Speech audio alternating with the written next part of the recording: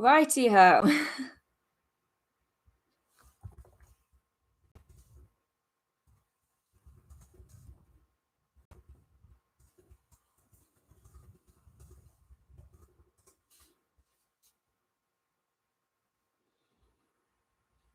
Let's see if this works. Hello, hello, hello. Right. I don't know what was going on there. My internet was completely fine. There was nothing wrong with my internet. I had like consistent internet, no problems. But apparently YouTube went, you know what would be fun tonight? If we mess up your stream for the fourth time. So I'm hoping that this one is smoother. And I still have all of the questions from the last stream. So I am going to go up and I'm going to be going through the questions that were posted on the last stream on this stream. Because this is unfortunately what happens sometimes. Unfortunately, I am paying for like the fastest internet that money can buy. Like the fastest internet that I can afford to get. And yeah, this is what happens. It's super fun. So we will have to see. And I'm not sure what I'll do, whether I will splice the two videos together or whether they'll just be like two separate live streams. We'll just have to figure that out. And yeah, hope for the best. Unfortunately, with everyone being inside at the moment, so many more people are using the internet than ever before. It just makes live streams kind of tricky, which is why I do them on Wednesdays instead of Saturdays. Because if it was a Saturday right now, I wouldn't have even been able to stream at all. Not at all. Right. I was asked, do I have a familiar? That was the last thing I answered. So I don't have a familiar spirit at the moment. I maybe will in the future, but at the moment I don't really, mainly because I don't have the time that I need to put into working with them at the moment.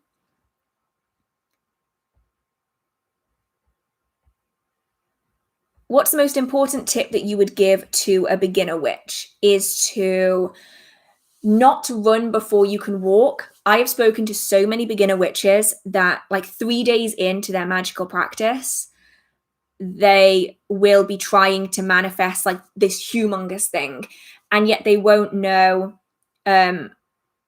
anything really that goes behind a proper successful spell. And so I would always say, don't run before you can walk.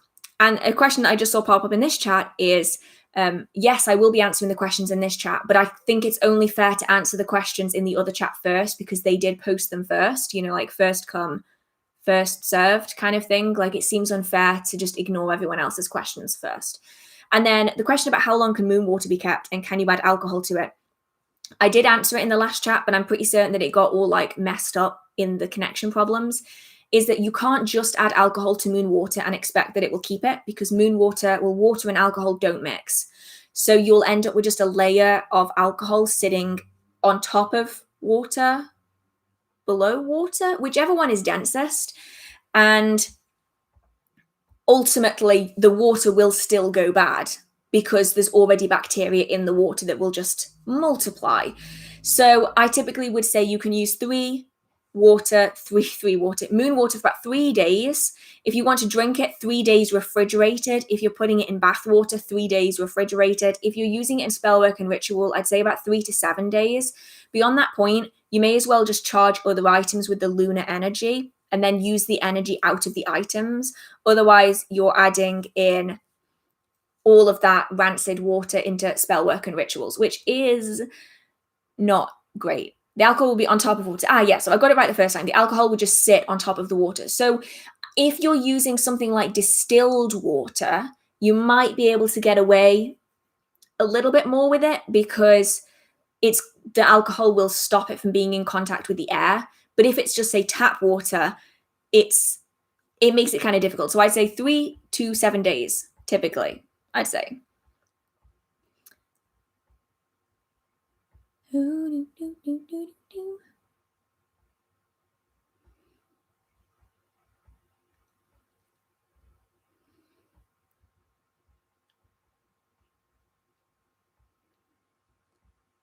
I'm doing it again where I'm reading. Sorry about that.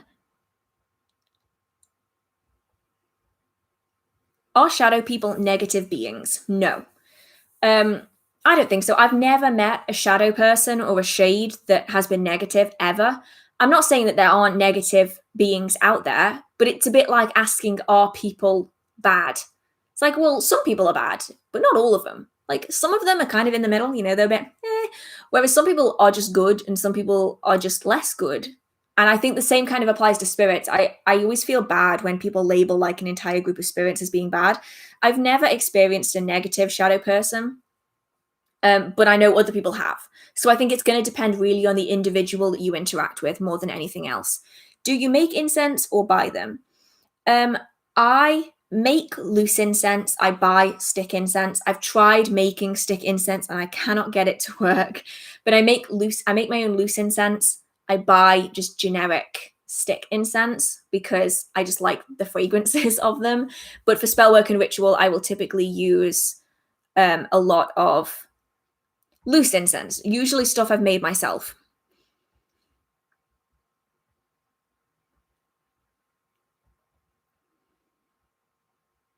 What are your feelings of love workings? I feel completely neutrally about love workings. I'll never understand why people hate love spells so bad. I know I've spoken about this in previous live streams, but like, what is love magic? Like, actually ask yourself what that covers.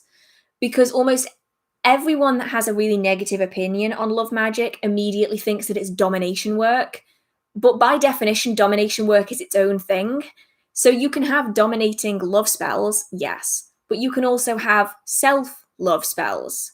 You can also have, connection spells, attraction spells, positive energy spells, all fall under kind of love magic. So I have just a very neutral opinion of love magic because I think it covers too many topics to have a very strong opinion on it. Because it's a bit like saying, how do you feel about potatoes? It's like, well, what kind of potato? How are we cooking this? Are we talking like raw potato? Are we talking like sweet potatoes? Or are we talking like chips? Because if we're talking like roast potatoes, I'm going to have a very different opinion than eating raw potatoes. You know what I mean? What a weird analogy. Why did I think of that as fucking potatoes? But yeah, that's kind of where I fall with it. Like, yeah, I never really have like a super strong negative or positive opinion on love magic.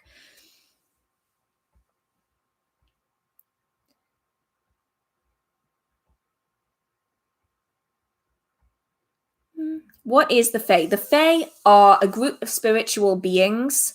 It's an umbrella term that covers a group of spirits that are considered the Fae, the fair folk, or fairies, the Fae, the little people, the good people. Different people have different names for them, but they're essentially a collection of spiritual beings, essentially.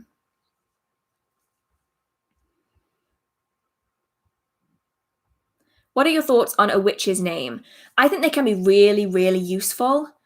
Um, and but I think a lot of beginners don't really understand what they are. And I think a lot of people don't necessarily use them in a way that is really functional and useful. I think a lot of people have them as this like cool, like, you can call me Isadora Fair Meadow or something. And I think a lot of people lose the kind of understanding of how effective they can be if they're used in certain ways. But I think they're an interesting topic. I wish people would talk about them more outside of like the social media Instagram handle kind of way, because like their use within ritual work and within group practice can be really powerful if used correctly. Isn't really the right word, but if used in that way, because there's no one correct way of having a name. But like, I wish more people spoke about kind of the complex ritualistic use of them, not just like the cool use of them.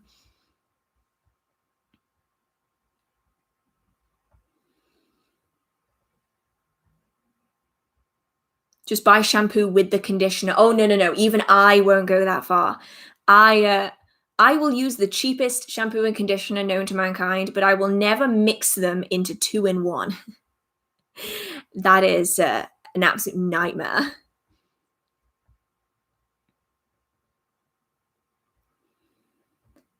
I'm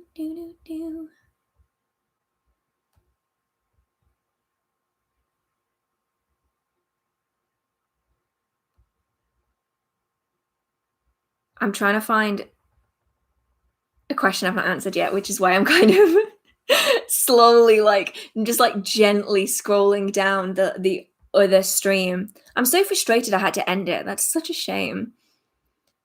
And then this is where it was lagging. Okay, so that is the old stream gone all the way through. Oh my goodness. Tiffy, thank you so much. Holy shit. Sorry, mind my language, but thank you so much. If I could give you a hug right now, I would. Thank you so much. Okay, I'm going to scroll up to the top of this chat and let's see where we are from here. Can you talk about the Sabbats coming up? What would you like to know? I also have very old, very cringy videos on the Sabbats still on my channel if you want to learn more about the Sabbat celebrations as they are part of the Wiccan tradition. Then you can go and watch those videos. They are very embarrassing. And yes, I would like to redo them at some point because every time I see them, I just embarrassing. Can you talk about protection? What about protection? What aspect? Have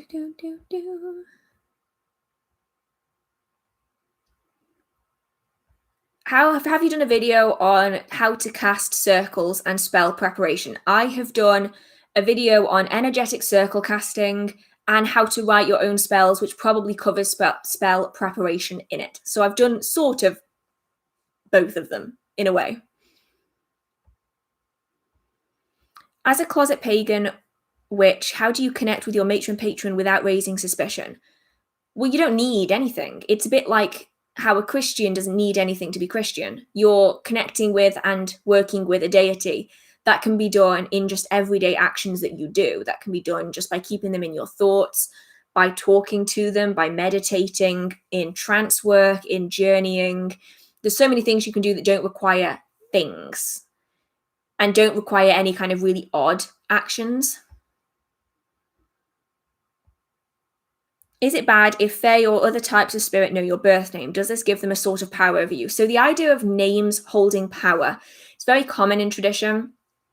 Rumpelstiltskin is a really good story of this, where if Rumpelstiltskin were to know your true name, they have power over you. Now, this is largely related to your true name, not your birth name. The belief of this being that upon your creation in the universe, and no, I don't mean conception, I mean the energetic creation of the energy that makes up you, it was given a name. And that name exists no matter what you are or who you are in the universe at any given time. The true name belongs to the energy that makes you up. And some people know their true names. I know people who've done a lot of work to find out their true names. It takes a lot of intense meditation and intense inner work. And if anyone were to know the true name of that energy being you, they have the potential to have power over you. Now, a lot of the stories of the Fae do talk about a name holding power. And this can mean your birth name, but typically refers more to your true name, because your true name is something that exists outside of yourself. Whereas a birth name is just something that someone chose to give you. You know, you can change your name whenever you want. So I think it's always better to be safe than sorry. Stay cautious when it comes to spirits knowing full names, but more likely than not, they can't do too much with it without knowing more, like a true name or earlier names. What are shadow people? Shadow people are a form of spirit. They're essentially a spiritual being. Some people call them shades. I know them as shades. Other people refer to them as shadow people. They're also known as watchmen, the watchers. There's a few other different terms for them. And they're essentially spiritual beings that we can see them in the form of shadow. So it's often shadow that moves alone. They're usually tall, no distinct features, long limbs. Think Slenderman, but a shadow and doesn't steal children. And also is not that creepy. Shades are not as creepy as Slenderman, actually, now that I think about it. That is just creepy. He's just really creepy.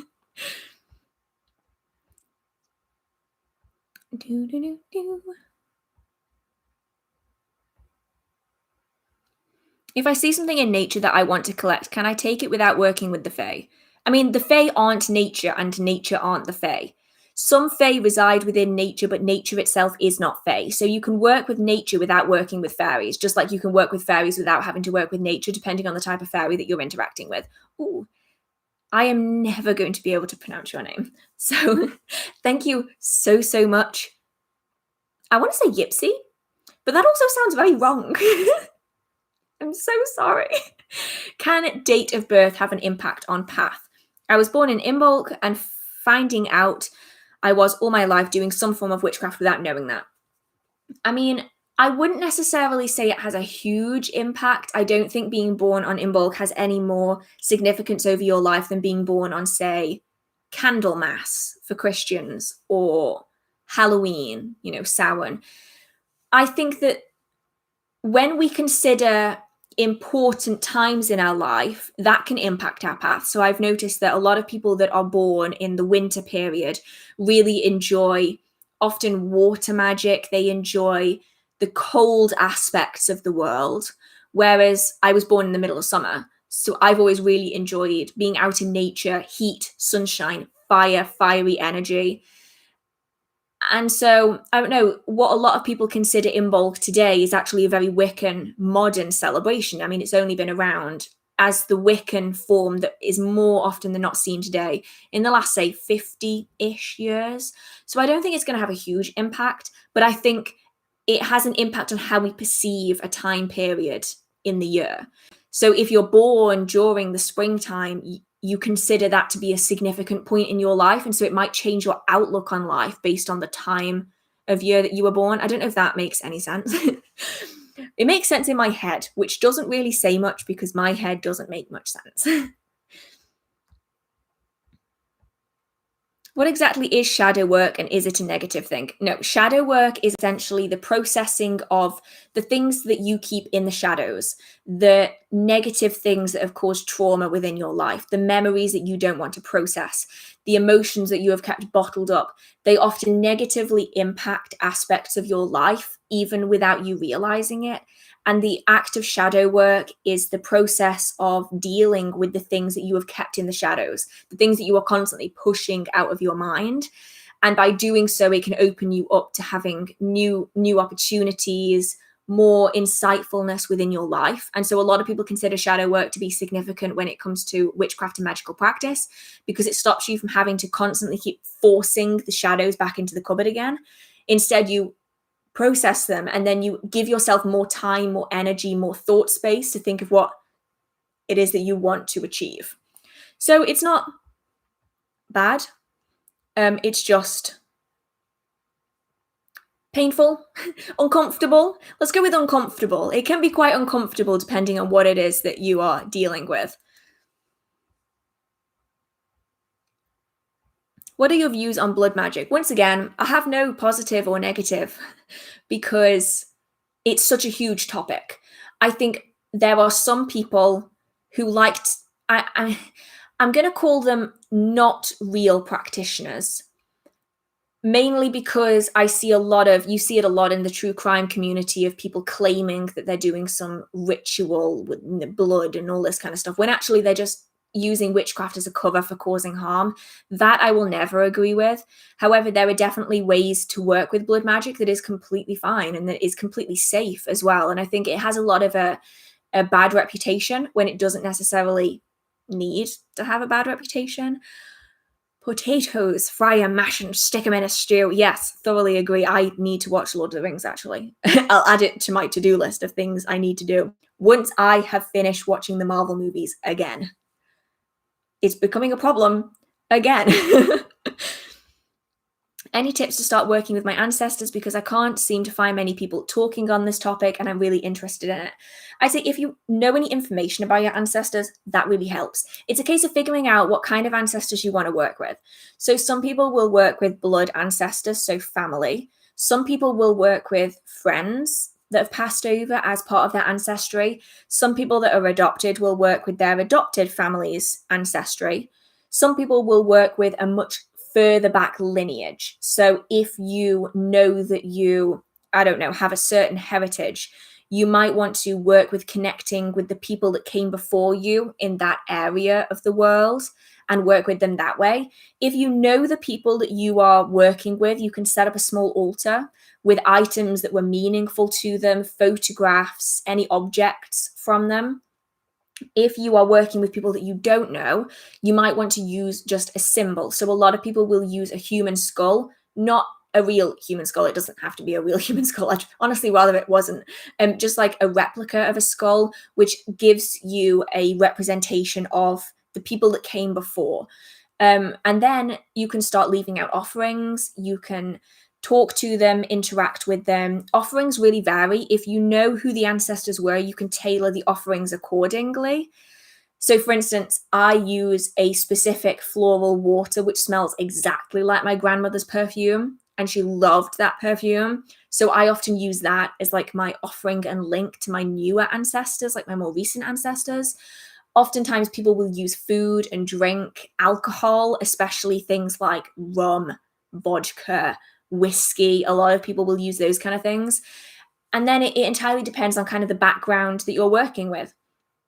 You know, in the UK, a cup of tea could suffice as an offering, because most people in the UK, myself excluded, because I don't really like tea, but you can leave a cup of tea as an offering. If you have an ancestor that loved coffee, you can leave a cup of coffee as an offering to them.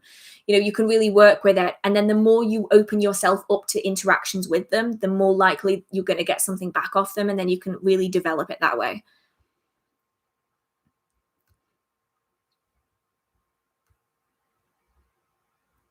Do, do, do, do.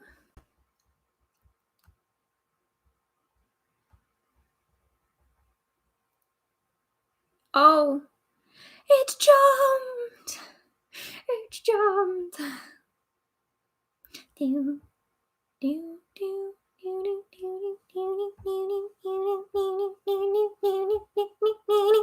Sorry, I get people where they're like, oh, I hate when you make random noises during live streams, and I'm like, I'm sorry, it's literally what I do all of the time. I cut so much crap out of my videos where I'm just sitting there going, da-da-da, da-da-da, and then I have to like cut it out, or it ends up in the bloopers, something like that. Because I do it all the time. Everything I do is accompanied with a sound effect. Like, absolutely everything I do is accompanied with a sound effect.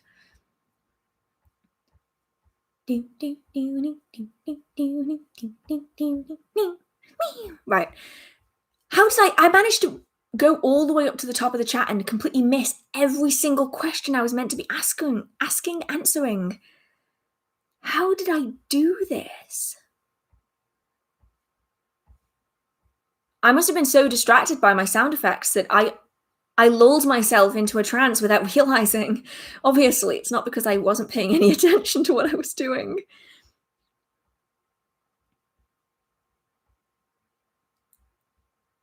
Do you recommend beguiling? What was that word? Is that even a word? Beguiling? I know beguiling is, but anyway. Do you recommend buying beginner witch kits online, or should we make our own? I think it entirely depends on whether or not that kit is going to be actually useful for you. So I, for instance, sell spell kits. And these spell kits aren't meant to be a substitute for your own learning and understanding, but they're meant to be a way of learning how to use items in a certain way so that you can then implement them within your own understanding and your own practice. So I think some beginner witch kits can be really good because they have items in them that maybe you want to try out, you want to test, you want to see if you feel it's right for you, but you don't necessarily, wow, my phone is going insane. I'm so sorry about that. It's like beeping like crazy. You know, the items that you really want to try out, test to see if it works for you. But I think there are some beginner witch kits out there that are almost described as being a substitute for learning. So I think it really entirely depends on the kit and whether you actually think the items are going to be useful to you. I would say if you're going to buy a kit with a whole bunch of items in it, make sure that you do your research first so you know the kind of practice that you're going to be going into. If you see a really beautiful kit and it's mostly Wicca based and you aren't really interested in a Wicca path, you might just be wasting your money. So I'd say if in doubt, wait it out. I rhymed. And do your research first, and then have a look at the kit maybe after a couple weeks, a couple months, and see if you would still be interested in it, because the items that you use are very much going to change as your practice develops. How do we learn to energy sense? From crystals, rocks, plants, from my bioregion, rather than relying on lists online. So I suppose that it depends on, do you already know how to energy sense? Because if you know how to energy sense, then it's essentially the same thing. It's a case of looking up lists of things that are native and local to you and kind of connecting with them as they are growing. But if you want to just sense the energy of crystal, stones, and spirits, you essentially gather up your own personal energy, you push it out, and then you pull it back in again. And I don't know how else to describe it. I've described it as this before, but it's similar to how otters smell underwater. I know it's a weird analogy, but I'm so sorry. I just missed a live chat notification thing. I will get to you, I promise. Essentially, otters can smell underwater, and they do this by pushing out a bubble of air, and then they suck it back in again. And upon pushing it out, it has other scents added onto it. So when it draws back in again, it can smell what's attached to the bubble. You do a similar thing with energy. So you know what your own energy feels like because you feel it every single day. You push your energy out and then you draw it back in again.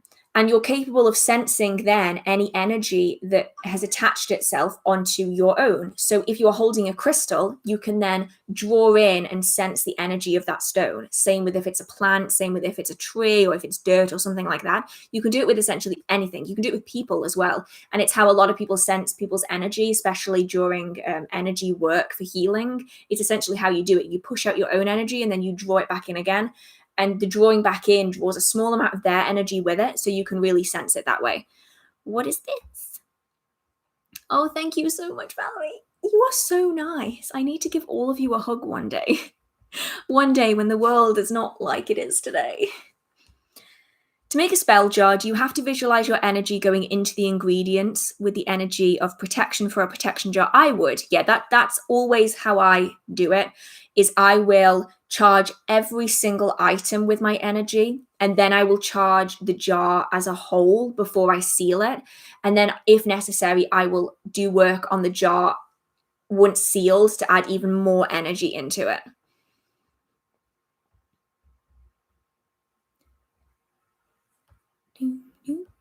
How often would you recommend to cleanse a protection item?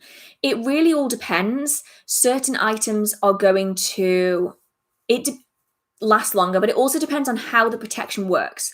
So for instance, something like black obsidian, to protect you from harm, it draws in that negativity. And at some point, it is completely full and it can't draw in anymore. At which point I would cleanse every month, couple of months, something like that. But if you are doing a protection item, like a protection charm, a protection amulet, I nearly said talisman, but it's not, it's amulet.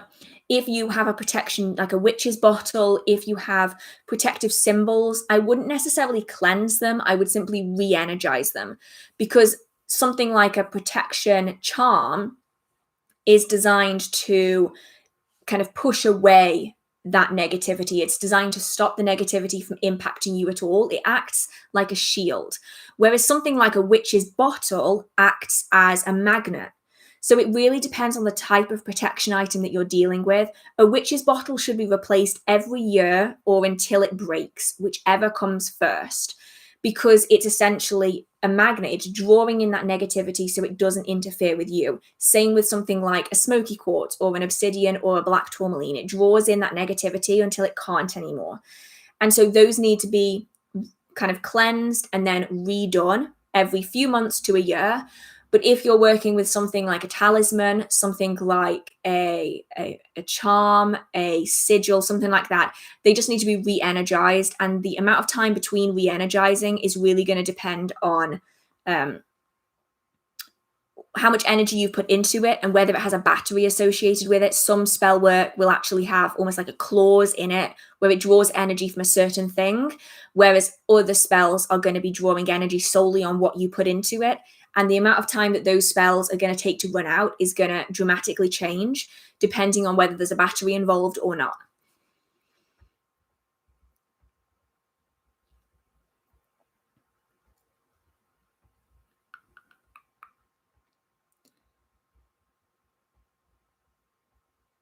Would you do a video on premonitions for those who are experiencing them? I mean, I definitely could. I wouldn't really know what to say on a full video about premonitions, though.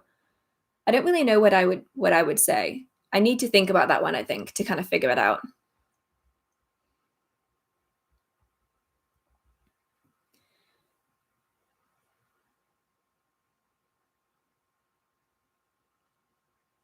Sorry, I realized I read that completely in my head. I've got to stop doing that. My daughter has premonition dreams like I do. She understands basics in the craft like sabbats and altars, but how do I begin raising her with the information in her gifts?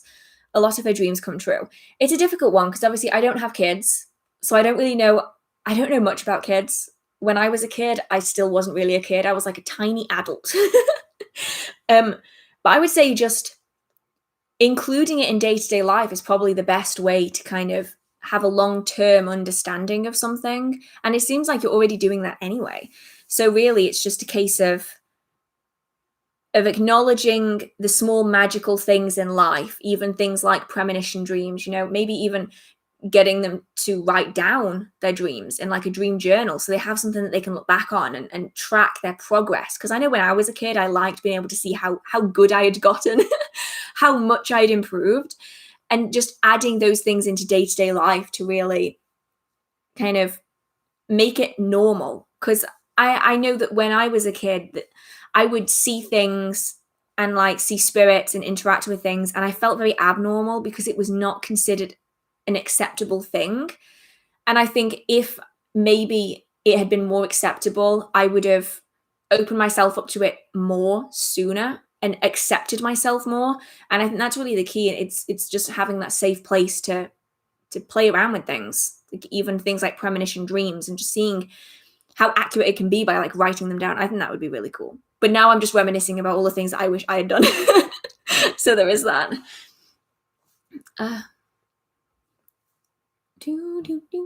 What was that? It was a very loud bang, whatever that was. How do you find out one's true name? A lot of meditation, a lot of trance work, a lot of inner work. And when I say a lot, I don't mean like a couple weeks, a couple months. I mean like a couple of decades. It depends on how many lives you've lived since, or where you've been. Because for some people it's buried really, really deep, and for some people it's not so deep. So I'd say it varies, but we're talking like a lot of inner work, like a lot. Could I post a video on low versus high magic? I definitely can. I will add it to the list. I have this ginormous list of like 100 video ideas. So it will add to that list. Any tips from an intermediate practitioner looking to expand their craft?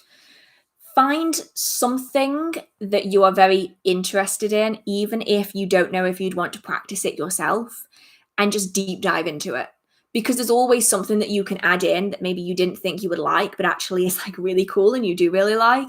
And then if you can find books that have reading lists, you can then kind of bounce from more advanced book to more advanced book instead of constantly coming back to like beginner books, which I think can be really difficult because there's a lot more beginner books being released than more advanced books. So if you can find a really good advanced book on a topic that you're really fascinated in and they have a reading list, that was so loud. It can then bounce you from reading list to reading list to reading list, so you can find a whole plethora of really cool books that you like. That's typically how I do it, because when you search online, you almost always solely get beginner books, which are completely fine, obviously. But once you've gone past that beginner stage, it isn't really what you want anymore. Shadow work be intense. Yes, shadow work be intense. How often do you personally do shadow work, if you don't mind me sharing? I am a very introspective person, so I never purposefully have done shadow work. Not really, but I do find myself almost naturally processing things, and I will go through like just this random burst where I'll have like several hours where I'm just sitting there thinking and processing and reliving and re-experiencing all the emotions of things that I want to forget. And I don't necessarily plan to do it. I just kind of do it because I'm in my head so much. It's like a blessing and a curse. It's great because it means like I'm hyper aware of myself, but it's also a bad thing because I'm like permanently in a state of shadow work, which makes it actually a lot less stressful, because if you do it kind of gradually, like every day you do just like a little bit of it, it doesn't like hit you like a train. Because I think a lot of people, they put off doing shadow work for so long that when they do it, they're very scared to start because they don't want to open the floodgates. So if you just open it like a little bit and just do like a little bit of shadow work every day, it makes it just so much easier. What crystals are good for anxiety and stress? Now, I can only reel off the ones that I personally work with. If you just Google crystals for anxiety and stress, you will get lists of literally thousands of crystals, and I would recommend you doing that. And then cross-referencing to see which ones fall in between. The ones I always use for relaxation and stress are blue calcite, sodalite, blue quartz, amethyst. I'll also use quartz if I need to reduce tension. So for instance, if I have like tension headaches, I will often use quartz as a way of kind of releasing that tension. But those are just the ones I use. If you just Google it, you will get like hundreds of different crystals, because it's going to depend on what your current collection has.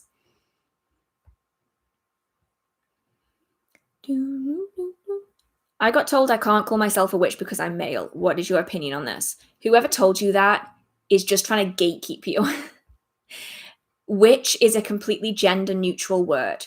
Now, during certain time periods, women were more heavily prosecuted for witchcraft than men, but men were still prosecuted for practicing witchcraft. Witch is gender neutral. Some people consider witch to be female, warlock to be masculine, but that has some of its own issues going behind it. But now witch is gender neutral. You can call yourself whatever you like. If witch doesn't feel right, you can use something else. But if witch does feel right, there's no reason why you can't call yourself a witch. And the person who said that really shouldn't have, because that is the kind of behavior that stops a lot of men and male presenting people from wanting to enter the community because they feel as though they can't. And that's such a shame, because it's a big community and there's lots of space for everyone. Everyone is welcome. At least I like to think that everyone is welcome, because I don't understand why we have to put like gender barriers in it, because that makes no sense. Absolutely no sense to me anyway. Are those real mushrooms in the background? No. They are a combination of velvet and polystyrene, I think. I didn't make them, but I got them from a garden center, and they are so cute that I just had to put them in my background, and they're just so adorable. I kind of want to go back and get more and just kind of cover my house in these little felted, like velvety mushrooms, because I think that would be the cutest thing ever. But I have to keep stopping myself, because otherwise I won't have any space to put anything. And given the state of my filming room, I already don't have space to put things anywhere. So that would definitely be a problem. How do you feel about people working with their pets as familiars? I don't like it, but I'm going to preface this by saying, give me a minute to explain why. So a lot of people will refer to their animals as familiars without understanding the basis of what makes a familiar a familiar. And a lot of people draw on animals as familiars because of the writings during the witch trial and the witch hysteria period, where a lot of household animals, things that were just found within local communities, were considered to be witches' familiars, as in like a witch transformed into an animal. But then there were other writings of witchcraft familiars being things like imps and demons and those kind of things, which is actually more accurate. So witch's familiar is a spirit. It's designed to assist spiritually where we as humans, physical beings, cannot go spiritually. So we can't travel where a familiar can travel. So the familiar can travel and work in the spiritual plane.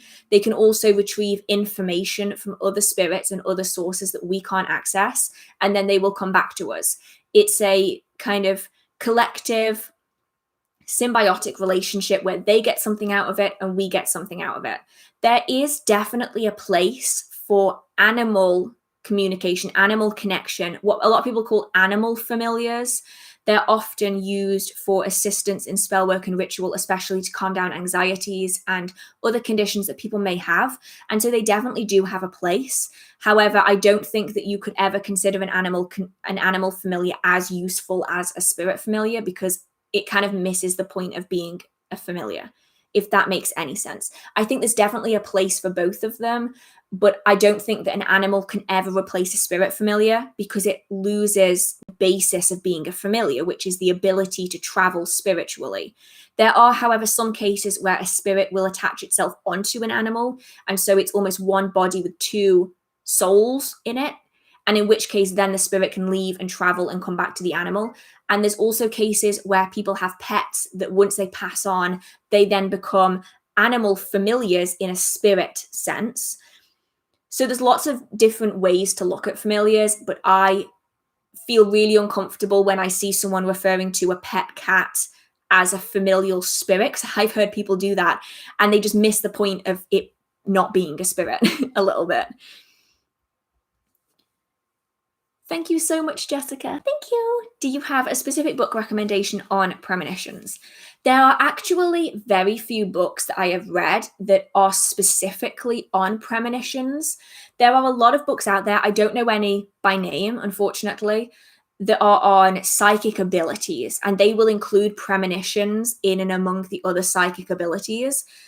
But I have to say, I don't know of any books specifically on premonitions, and maybe that's something I need to look into, because I know a lot of people have premonitions. Sometimes they don't even realize that it's a little bit unusual because they're so used to having them. So I feel as though I need to look out for a book on premonitions, because that would be super duper useful. My phone is my phone annoying anyone yet?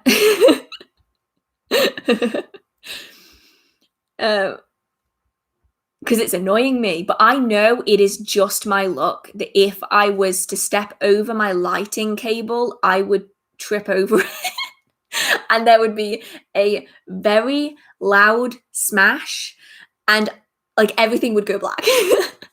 So I don't want to risk it, but I feel so daft for not turning it off before I started the stream, because I should have done that. Okay, do you choose your true name or is it given to you?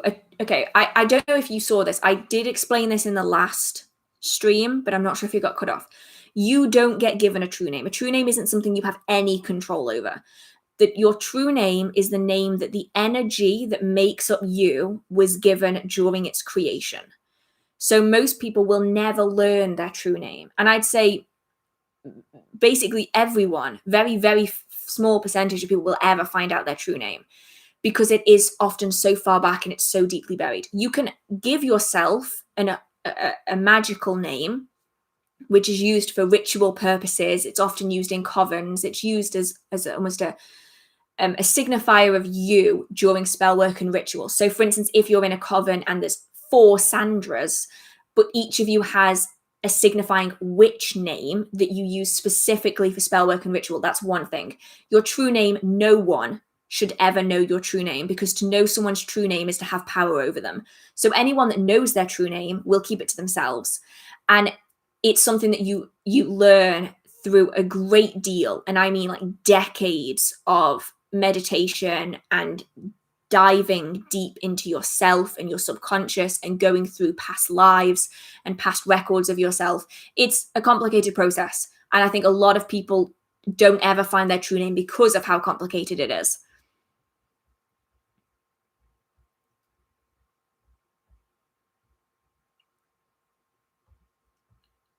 I think I read that question like halfway up, so I'm just going to keep scrolling to where I was before. And I have such a bad headache, so I'm going to drink some water.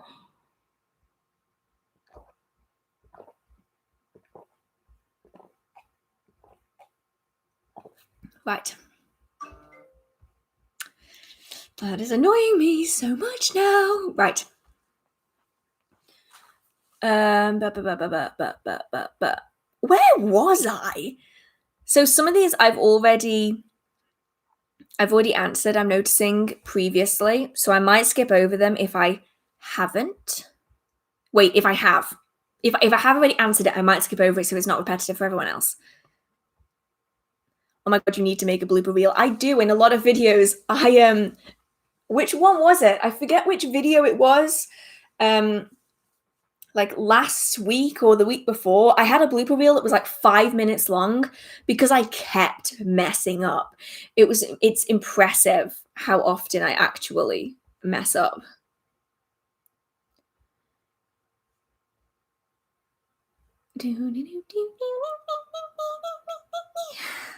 What is wrong with me today?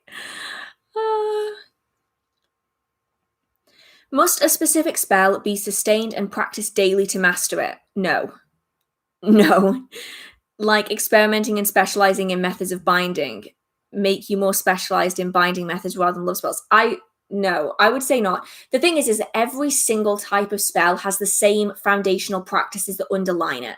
So this is why I always recommend that you practice the underlying skills that go behind spellwork and ritual, what are often considered the basic principles or the beginner foundation. It's things like meditation, centering, grounding, energy work, visualization, centering. Did I already say that? Grounding. Did I already say that? I don't remember. But these kind of basic energy principles, because these are applied into every form of spellwork. The thing is that it's a bit like the boy who cried wolf, right? So if you are asking the universe, if you're asking spirits, if you're asking deities to help you with a working, which is essentially what we're doing, we're petitioning for a magical result. The actions that we are doing and the giving of energy is petitioning for a magical response from whatever is around us. And this is why so many different religions can fit within witchcraft. You know, you can include witchcraft in them. Because if you are, say, a Christian, you are petitioning the Christian God. If you are a pagan, you are petitioning, Mother Nature, or you are petitioning the energy of the universe or a specific deity. But if you do a binding spell for no reason every single day, when you actually need to do that spell, how is the energy of the place, how are deities, how is anything going to know that you actually need help? Because if you've done that spell 150 times in a row and none of those times you really needed it, how is it going to know that you now need it? Which is why I always think it's important, master the basic practices that underline most traditions. Most love spells and binding spells, they both utilize energy work, they both utilize visualization in one form or another, they both utilize mind calming. Oftentimes they'll often utilize a lot of powerful emotions, and the ability to maintain and focus those emotions is key to the success of those workings. But to repeatedly do a spell every single day is probably, in my experience, more likely you're not going to sabotage you, because at some point the energy around is going to go, well, I'm not going to help you because I don't know if you actually need it or not. Especially if you plan on working with deities, they'll often go, well, you asked me this like 100 times. I'm not going to do it now because you didn't need it. So I think it's important to know the foundational practices and really get to grips with them rather than repeatedly doing the same spell.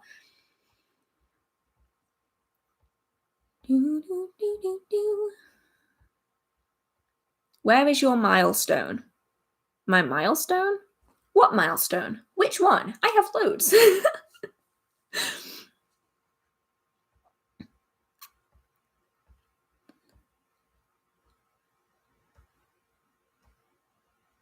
Can you still use expired oils for spell work? I would say in some cases, expired oils might actually be more successful. So if I am doing a health working, I'm probably not going to use expired oils. I would probably use very fresh oils. Either that or I would skip the oils altogether if I didn't have anything that wasn't very fresh. But if I'm doing a baneful working, if I want to cause someone harm and I want to hurt them, and yeah, not everyone is going to want to do those kind of workings, but go with me for the example here. You are probably going to want some rancid oil. Like, not even just like a little bad. I mean, like, so terrible, you don't even want to touch it. You don't even want to look at it. Kind of horrible. So I think you definitely can, depending on how bad the oil is. Is it moldy? Because in which case, that could be really good in some like terrible working. So you could almost take an oil that would originally have been used for a positive and you can make it used for a negative because it's gone rancid. So you can use the same oil, say year one, and it's a love oil for helping bringing happy relationships. And 8 years later, you've still got this oil and it's moldy and it's weird and it's horrible. You can then use that same oil in a working to break down a relationship, to make people dislike each other, to make people fight and argue. But that oil isn't necessarily going to work in the same way as it did originally because it's got other stuff in there that's making it not so nice. So I'd say it very much depends on how bad it is. If it's, 7 months old, it's gone past the 6-month window, I'd say it's probably going to be fine. If it's the same consistency, so if it's the same fluidity, if it's smooth, so it doesn't have like weird chunks in it that are a bit unexplained, if it doesn't have any kind of powdering on the inside, sometimes oil that's going bad, it leaves like a white residue on the glass. If it smells fine, then I'd say you're probably okay to use it in Spellwork and Ritual. But once it started to smell strange, it has a different consistency, I would say either get rid of it or switch the use of that oil. It's basically the equivalent of a reverse card in tarot. Whereas a card upright might be a really positive, happy meaning, that card reversed might say that something not so good is going to happen. I say the same really applies to oil. What would have been a protection oil might now be a hexing oil because you've taken those protective properties and you've made it rancid. So I think that's a cool way of using oils so you don't have to throw them out. You can use them in negative workings if you do choose to do that. I know that was kind of a long topic, but yeah.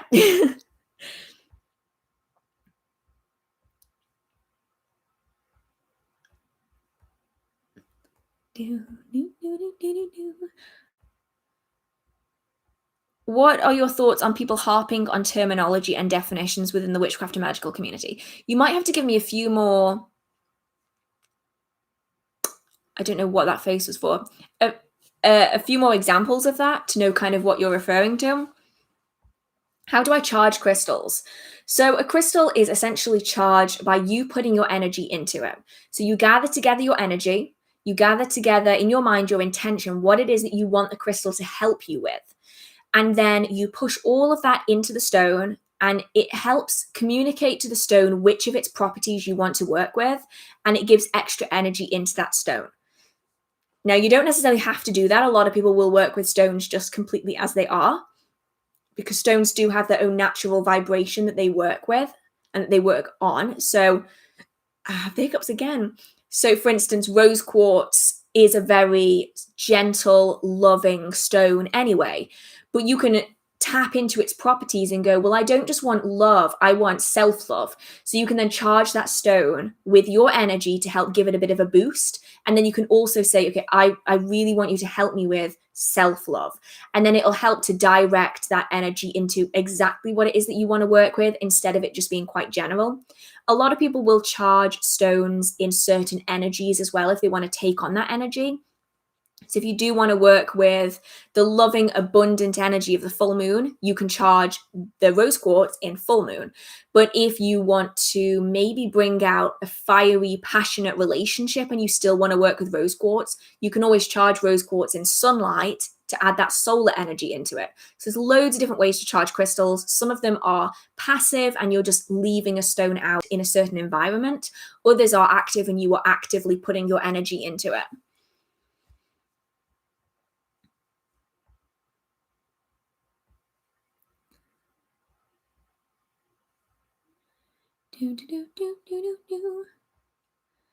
I've heard that you need to put energy into the universe to get results. So when you are designed to hold energy, how would it give results? See, this is the thing. I have noticed so much recently. A lot of people are using jars, what I would refer to as container spells. They're using containers as vessels for spell work without really understanding the basis of it, recently I have seen jars just go super viral on social media when it comes to witchcraft. And a lot of people kind of lose the point, really. I have seen people use love spells in jars.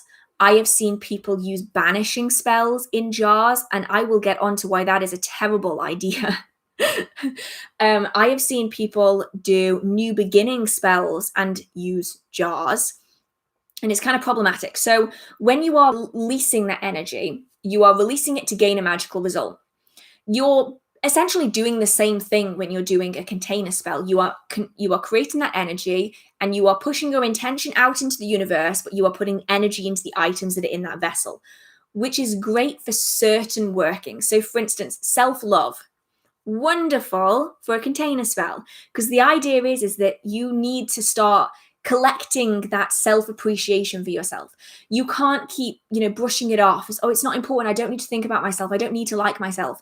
Instead, you want to keep it around you, and so you use a container spell to keep that energy in your life.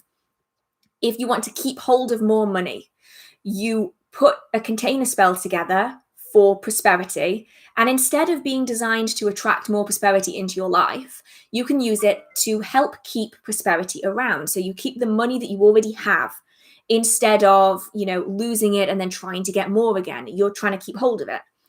But I've seen a lot of people use container spells for cleansings, for banishings, and that to me just is very counterintuitive, because you are trying to banish someone, but you are keeping their energy in a jar or a box or whatever it is, and you're keeping it on your shelf in your bedroom.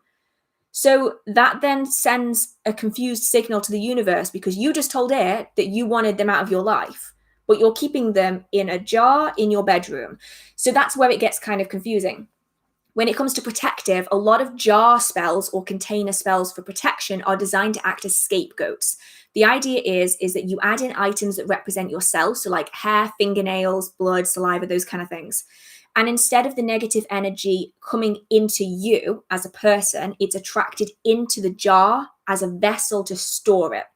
So that one's, with protection, it's a little bit of a different style of working, because the protection is the ability to divert the negativity somewhere else.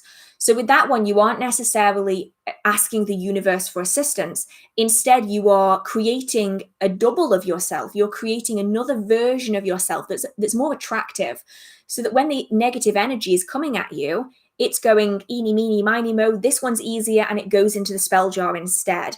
Which is why spell jars for protection are so popular, because they act as containing vessels for that negative energy. Once they're in there, they're stuck in there. There's pins, there's mirrors, there's broken glass, there's nettles, there's all this horrible stuff in there. And then when that protection spell is done and you need to create a new one because it's full, you take it out of your life and you dispose of it in a bin somewhere else, and then you create a new one. So I hope that explains it a little bit more. It's kind of a very large topic, but I've seen a lot of people creating container spells when they make no sense. And I think once you've been in this community for a while, and this goes for everyone, I think you'll notice when things become super popular.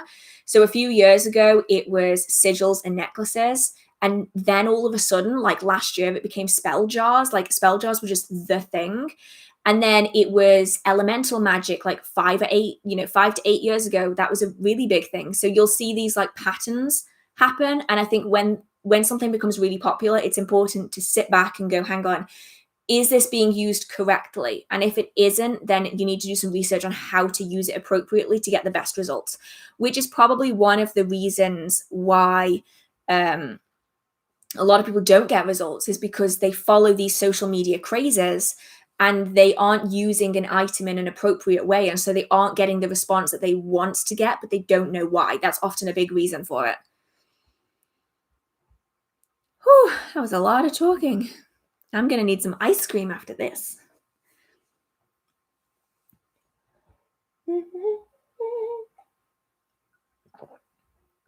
What's the purpose of differently carved crystals? Skulls, spheres, eggs? I'll be honest, generally, it's because they look pretty. That's pretty much the reason why. Now, sometimes in spellwork and ritual, you might find that they are used in certain ways. So you'll often find that Spheres are used for scrying balls. You can get scrying balls that are just glass, but you can also get scrying balls that are crystal. And there is a shop alarm going off just outside my front door, and that is not going to shut up for hours. So I'm really hoping you can't hear that. So sometimes they're used for scrying. Eggs are often used in fertility and abundance workings. When it comes to things like skulls, they're often used in ancestor workings. They can also be used to manipulate thoughts. So what's often known as head work, where you are altering the way someone perceives the world around them for positive or negative. Skulls can also be used to represent ancestors on altars. So generally speaking, they are there just to look pretty, but we can make use of it.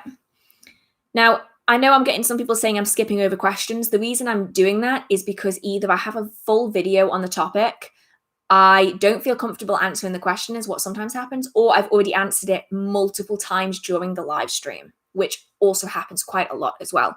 And I don't want to make the live stream boring for the people who've already heard the same answer like 8 times.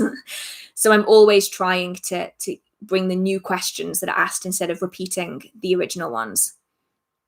Do you still use your Living Altar deck? What's your favorite use with it? I do still use it. It's actually become my second most used deck of cards.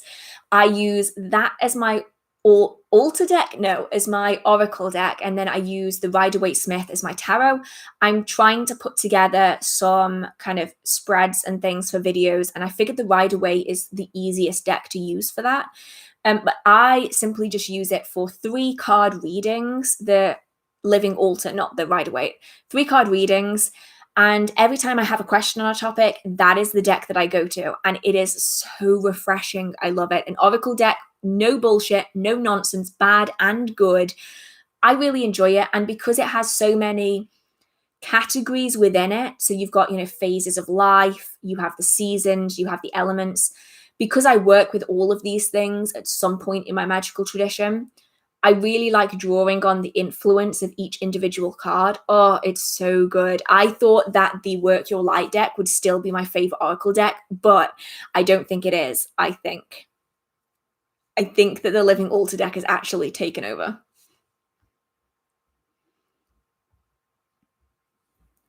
Do spells ever expire? Would a spell ever lose its potency or accuracy over time? Yes, 100%.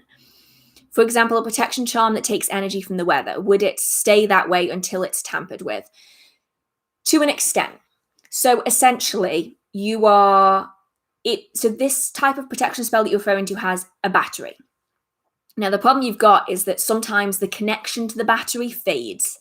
So even if you have a protection spell that's tailored, so for instance, in the UK, I could very easily make a protection spell that's tailored to the rain, so that every time it rains, it recharges itself again. So the protection would, in theory, never run out because it's England and it always rains. However, the connection to the battery often weakens the longer it's been left alone. So much like how a clock often loses time if it doesn't have a timekeeping device within it, something like a quartz crystal that has a pulse that keeps it in time, you will often find that cheap clocks that don't have a quartz crystal that keeps it in time will lose time as the years go on. The same will go for protection charms with batteries attached. Same with all spells with batteries attached. Over time, it slowly starts to lose its connection to its battery, and ultimately you'll find that the spell can go a little bit wonky. Something strange will happen to it. It'll either not work right or weird things will start happening. So even if a spell has a battery attached, I would recommend kind of reconnecting it to the battery every year or so, just to make sure that it doesn't lose its connection. If a spell doesn't have a battery, it's then only fueled by the amount of energy that you've put into it at that one occasion, in which case I would re-energize that working every couple weeks, every month, depending on how much energy you put into it, to kind of continue that working onwards. Or you can then switch it over to a battery-powered working that has something else that's fueling it, but even then you're still going to have to kind of reconnect it again.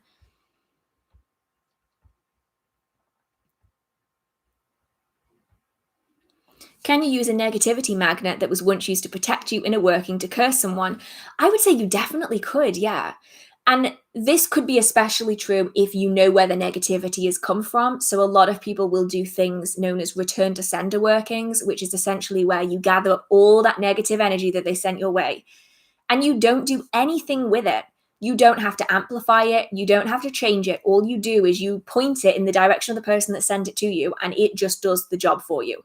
The only time that this is a little tricky is if you have targeted energy. So if something like a witch's bottle or a scapegoat spell has contained energy that is specifically targeted at you, you might find that if you release it from its container, it will continue to come at you. So that's a little bit of a tricky one.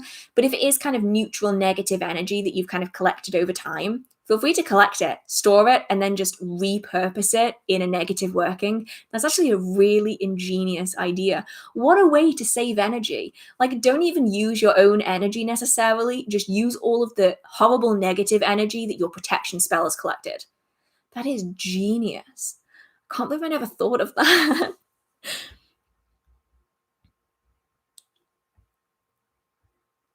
Congrats on over 100,000. Thank you so much, Shadow Rose. That came as such a shock to me, like 100,000. Like, damn, that's a whole lot of people. Damn.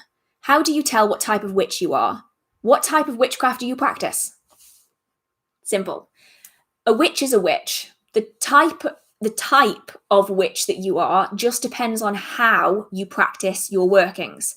So, for instance, a protection spell done several different ways. A protection spell done by a kitchen witch is going to be infused in the food that they create. They might create salt dough charms to keep in the kitchen to help protect the house. They might blend a protective soup to give to their family. They will have small protection items within their kitchen to help protect the family home and everyone that's in it. A protection spell created by a fire witch or an elemental witch may well be in the form of candle magic. It might be an ever-burning candle that is lit every single day and is transferred from one energy-sealed candle to another to help offer protection to everywhere that the light touches. You might find that a sea witch will use shells that contain bits of sea glass and sharp thorns off local bushes, and it contains broken and battered and horrible items, and it's bound together with seaweed, and it's designed to be a vessel for protecting against negative energy. Each of these techniques uses the same basic principles. It's all witchcraft. It's just the technique that differs. So if you are more interested in the kitchen witch technique of blending together protective plants into a beautiful soup that you can give to your friends and family, then maybe you're more destined to practice kitchen witchcraft. But then one day you might decide that you like the idea of doing a sea witch's scapegoat spell, and you might start looking into sea witchcraft. No one is born any one particular type of witch. It just depends on how you choose to practice, which is why I always recommend, if you are a beginner, looking at different sources of information, seeing if you can find a path that you really connect with. And that path might change over time, so don't feel as though you're stuck in one category. I was an elemental witch for a really long time, and then I went on to become a sea witch, and then a storm witch, and now I'm a hearth witch. And it's really just how my path has kind of organically changed over time. So they're more descriptive terms that are used to describe the style of your magic rather than like a species. A green witch is no different than a sea witch. It's just the way that the magic is implemented that's different.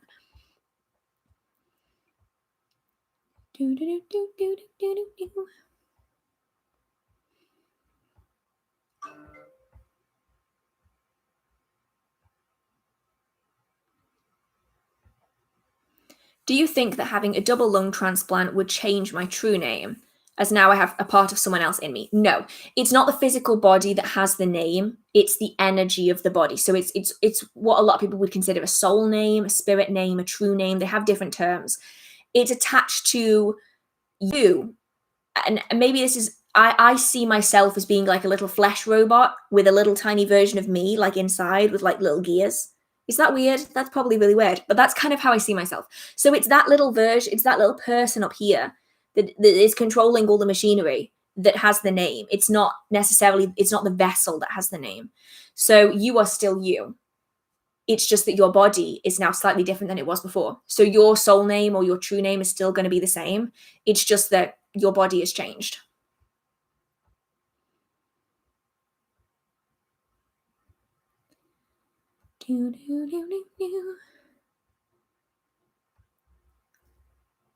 Do you have any lulls in the amount of time you spend on your craft? Tips for balance? Oh, 100%.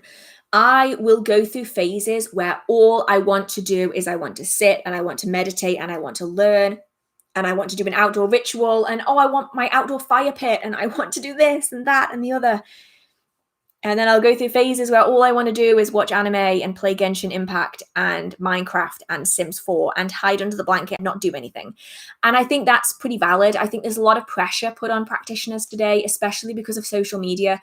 We see how much everyone else is doing and we feel inadequate.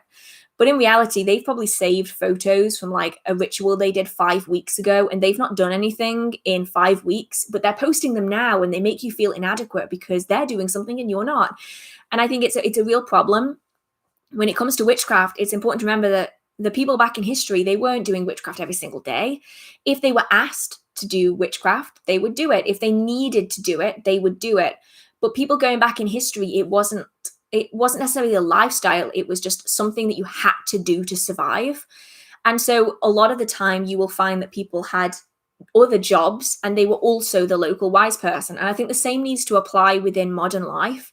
Being a witch doesn't need to be the only thing that you are. And I think once you kind of really understand that, like not just like hear it, but once you like feel that in your core, you suddenly don't feel guilty about not being a witch every single day. Like I'm still a witch even if I haven't done a spell in a month, because it's the way I perceive the world. It's everything that I do in the littlest of things. You know, it's the energy sensing that I do while I'm cleaning up. It's the ritual training that I'm giving. It is the communications I'm having with other people. It's the prophetic dreams and the dream analysis.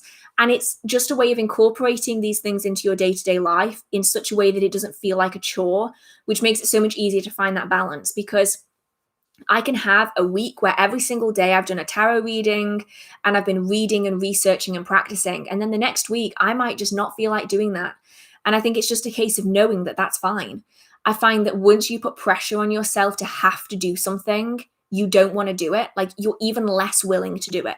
I know I'm like that because I am the most annoying person imaginable. If someone tells me to do something, even if I was going to do it anyway, I will not do it because someone told me to do it.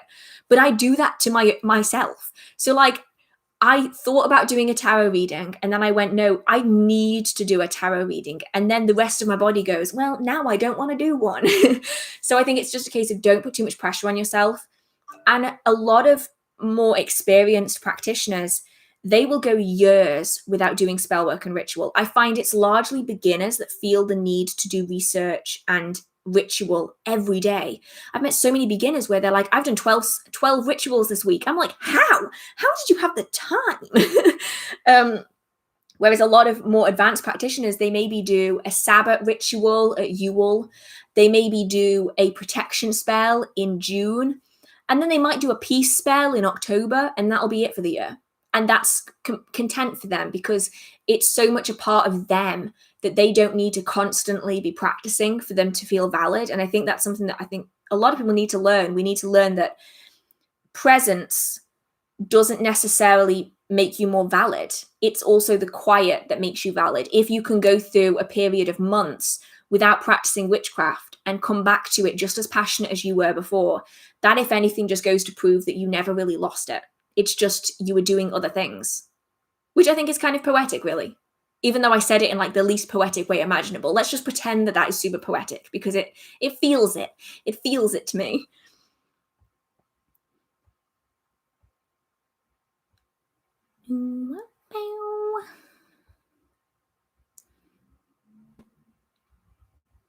Are raw crystals better to use than polished ones?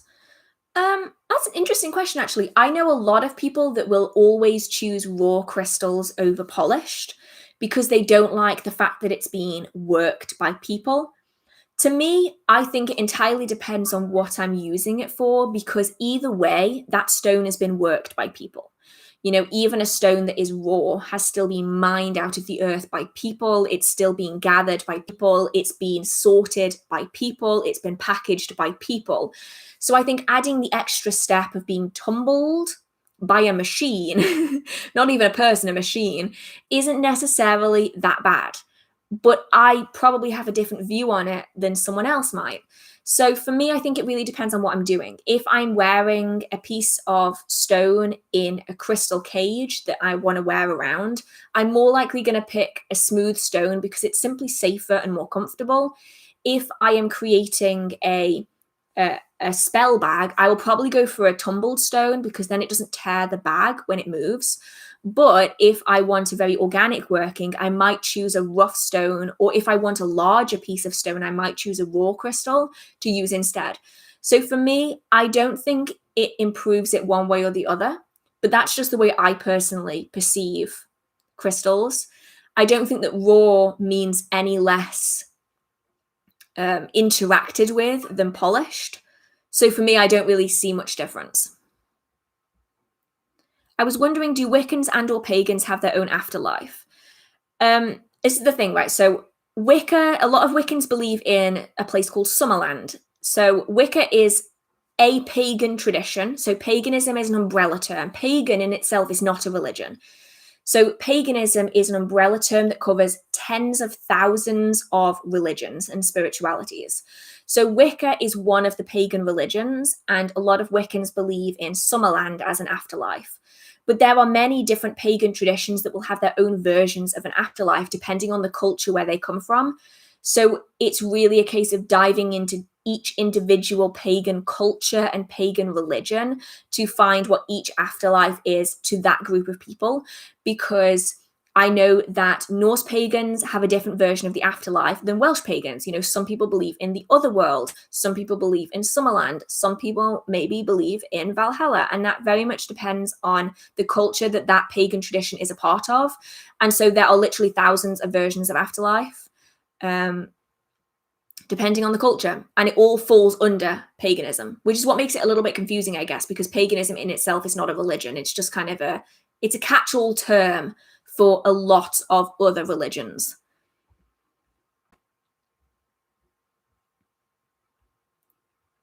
And it jumped. Luckily, it not jumped too bad. Oh, I missed this. Thank you so much, Kai. Thank you so much. Oh, you guys are so nice. You guys are so nice.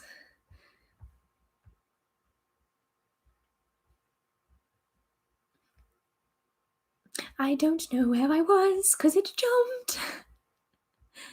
Where was I?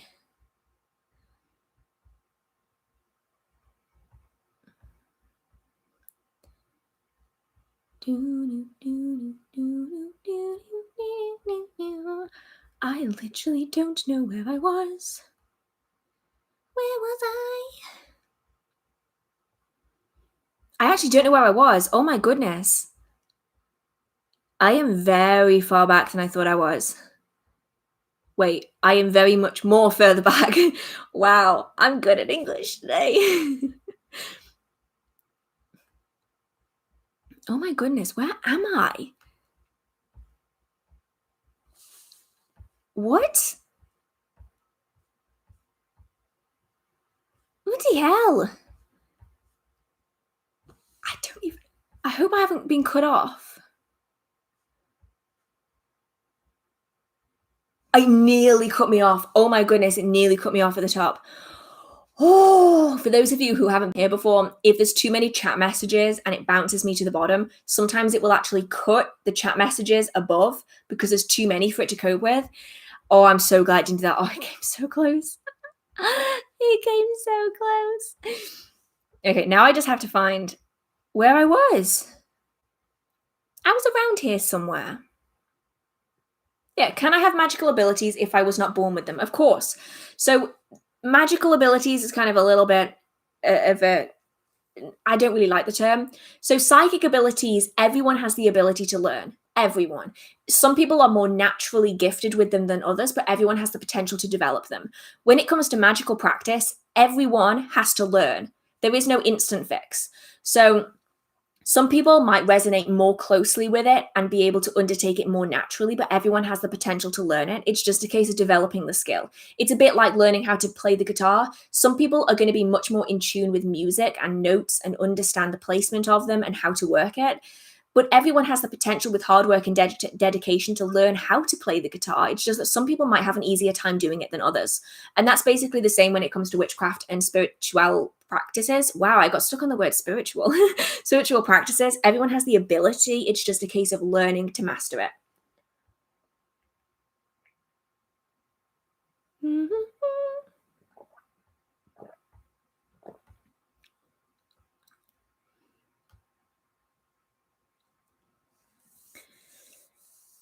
So some of these I've already answered earlier. So if I skip them, that is why. I was wondering what crystals would be good for baby witches. I think I've already done a video on crystals. Haven't I? Have I? Anyway, quartz. If in doubt, go with quartz. Universal crystal, it's an amplifying stone. You can add it into any spellwork and ritual as long as you program it for your intention. It is fantastic. And generally, it's just a really good tool to work with. What if you're nameless? I think this is referring to your true name. You aren't nameless. Everyone has a true name. It's just a case of finding it. And a lot of people can't find it. I have a hair in my water. God damn it. That's what my life is like. It's like having pets, except it's just me.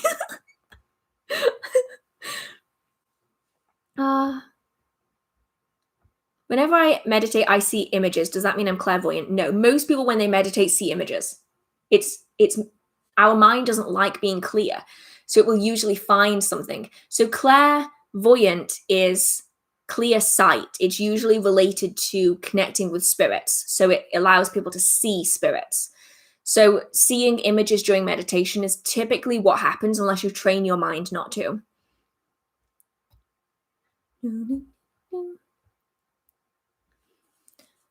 I don't understand the watchtowers. I get a different answer every time I ask someone, what is your take on them? It's difficult because the watchtowers are seen in multiple different traditions. And so depending on the tradition of the person, it's going to vary on how they perceive the watchtowers.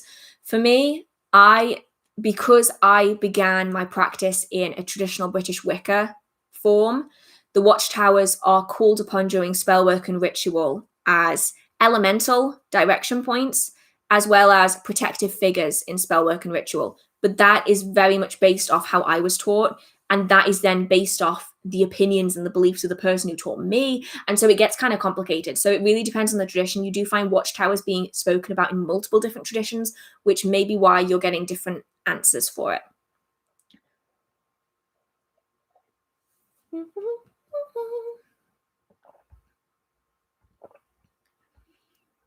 Do you believe in shifting? What is this? I don't understand what this is. Every day I get like 50 DMs from like teenagers asking me about shifting, and I've never heard of it. Like every time I get one of them to describe it to me, I have no understanding of why what they're describing is called shifting. I know that shifting exists, but the way that it's described on TikTok and that's becoming like super popular is not the way I've ever heard of shifting being used before. And it confuses the hell out of me. I feel as though it must be a new term for something that already exists. It's just that most people that I've spoken to, like most day-to-day practitioners that I know personally, when I've asked them about shifting, they have no idea what it is. In relation to this TikTok craze that's going on with shifting, I don't know. Like, I get it. Shifting exists outside of this thing that's spoken about on TikTok. But I don't understand what this TikTok shifting is. I can't wrap my head around it. Favorite plant for dream work? Mugwort, but used with care.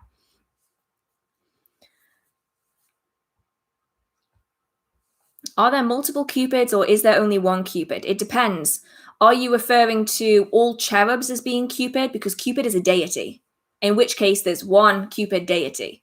However, there are lots of Cupid figures that are seen in especially architecture that are cherubs that are often described as being Cupids. And if in doubt, never trust Charmed as a source of information. Charmed, Oh, I do enjoy a good bit of Charmed, but there is so much wrong with that show that they drew on that they shouldn't have. Can I light a candle with no spell? Yeah, of course you can. Everyone likes candles. My mom lights like 8 candles a night and she doesn't do any spell work. Yeah, of course you can light candles without having a spell. Candles aren't tied to witchcraft. Candles have existed separately and alongside witchcraft for a really long time, but they don't necessarily need to be used together.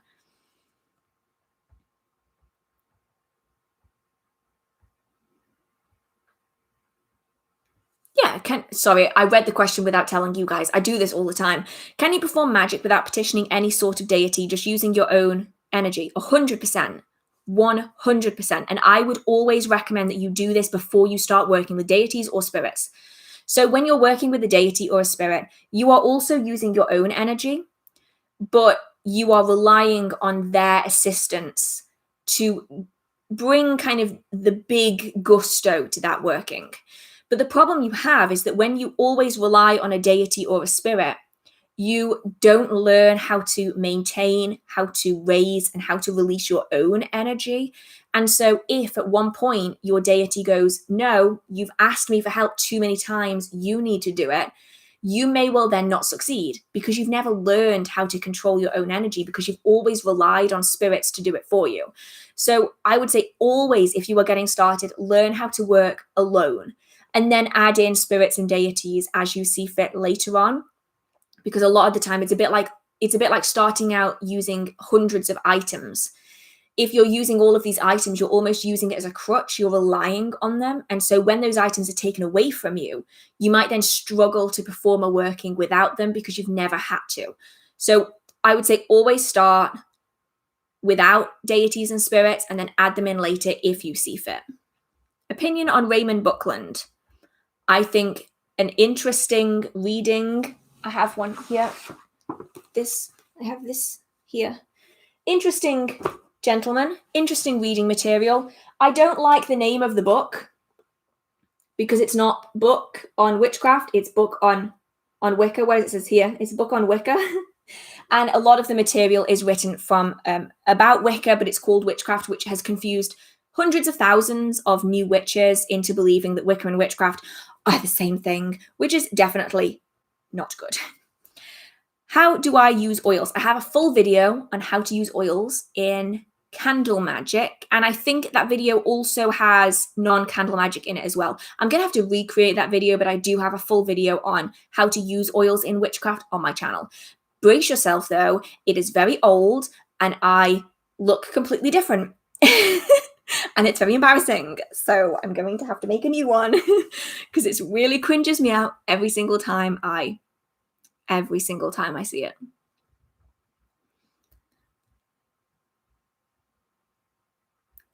Can you talk about crystal water, like crystal elixirs? Crystal elixirs are super interesting. I really like using crystal elixirs. I have a couple of crystal water bottles that I actually need to use more. The reason I don't use them more is because I hate hand washing anything and they won't fit in my dishwasher because I am lazy. And yeah, I really like crystal elixirs. One thing I will say is please don't add the crystals straight into the water. I see way too many people doing this and it stresses me out every single time. Crystal elixir can be made by putting the crystals around a glass of water to infuse it with its energy.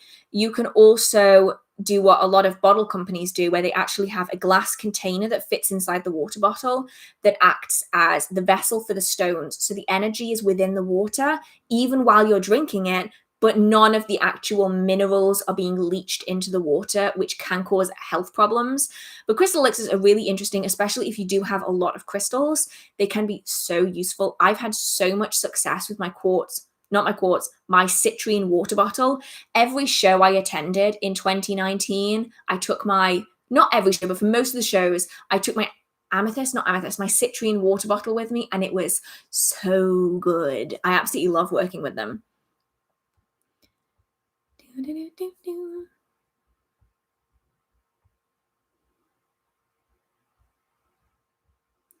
I've noticed a lot of people, specifically beginners, apologizing for asking questions on Witch Talk. I mean, I don't really get much I don't really pay much attention to Witch Talk. I haven't been on it since that reaction video that I did a month ago. And I find a lot of people, they don't know where to draw the line. And I've met a lot of people who hate, and I'm using that term like they actually hate beginner witches because they hate answering questions. And I think that's problematic. Like, I know that in my video, what not to say to witches, at the very end, I do say, don't pester witches for questions that you can Google. Because a lot of people do this. You know, I'll get hundreds of questions like every single day being like, what's rose used for? Like, Google, what is rose used for magic? And it will come up with thousands and thousands of answers to that question. And so I will admit, I get annoyed when I get the same person asking me like 150 very, very simplistic questions, because that goes to prove that they can't be bothered to do the research for themselves. They can't be bothered to use Google. They want me to use Google to then tell them. However, some people take this to the extreme. I am very happy to answer questions, which is why I sit every single month and I do these live streams, because there's a lot of questions that Google can't answer. And I know that because I've tried, I was there, I've been through this. But I think there's a lot of people out there that hate, and I'm using that word literally, they hate beginner witches and they will shame them for asking questions. And I want to say that there is no shame in asking questions, not at all. I'd say ask questions to Google, ask questions to other practitioners. Just try not to bombard them. I think bombarding people can get a little annoying, as it would with any topic. But everyone has to start somewhere. And so I don't understand those people that actively shame beginners for asking things like how to astral project, how do I write a spell? Because those are the kind of questions that Google just can't answer for you, because there's too much information that goes into it. And I think that's probably why I've seen it a lot on Instagram as well. People shaming beginner witches for asking, important questions like, how do I get into Wicca? Like, how do I find a group that I can join? Or what beginner witchcraft books do you recommend? Because those are the kind of questions that Google just can't answer. And I think it's kind of sad, honestly, that people shame them for it. Do you know any beginner-friendly spells? None. If you are a beginner, and I mean like beginner, like just started, I would never, ever, ever recommend Spellwork, because there's no such thing as a beginner spell.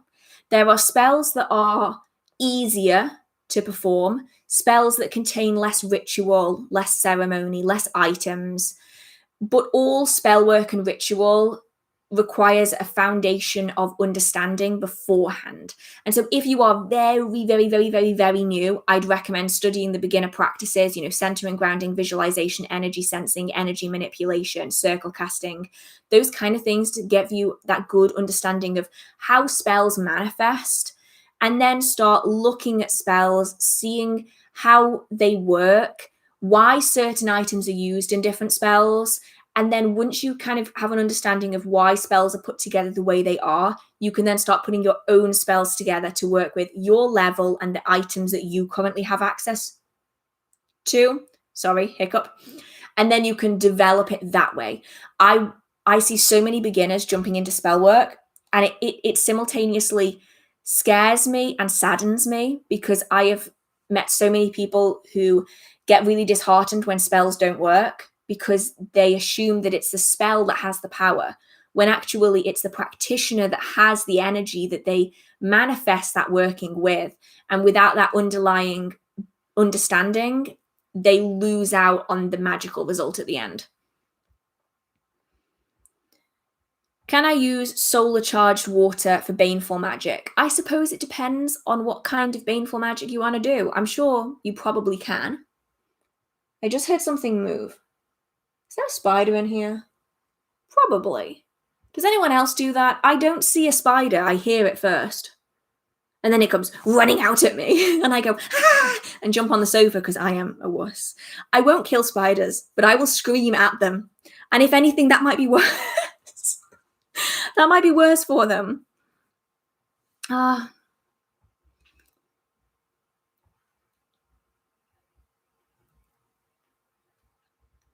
After I burn a manifestation spell, am I supposed to return the burnt remnants to the earth or keep it? That really entirely depends on the type of working that you're doing. If you are wanting to send that out, you might want to release it to the earth. So for instance, if you were trying to get a new job, you might want to release that to the earth. If you are trying to improve the romance in your relationship, you might want to take those ashes and put them in a jar in the bedroom. You might want to take those ashes and dress a candle with them that isn't used for spell work, but just to have those around and to be burning it and energizing it just passively while the candle is burning. That's an option. Or you can just return them all to earth and just allow the earth and the natural energy to process it for you. That is good too. It really all depends on how long you want to kind of keep that working actively going for, or if you just want to let it go and let the energy do its thing.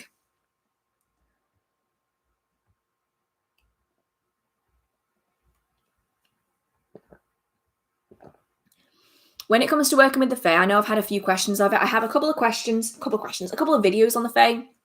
The one I would recommend is the fairy misconceptions video before you get started, because that is a big one. And then one of the next book videos that I'm coming out with is going to be the book on fairy magic that I am doing next. But I don't want to read.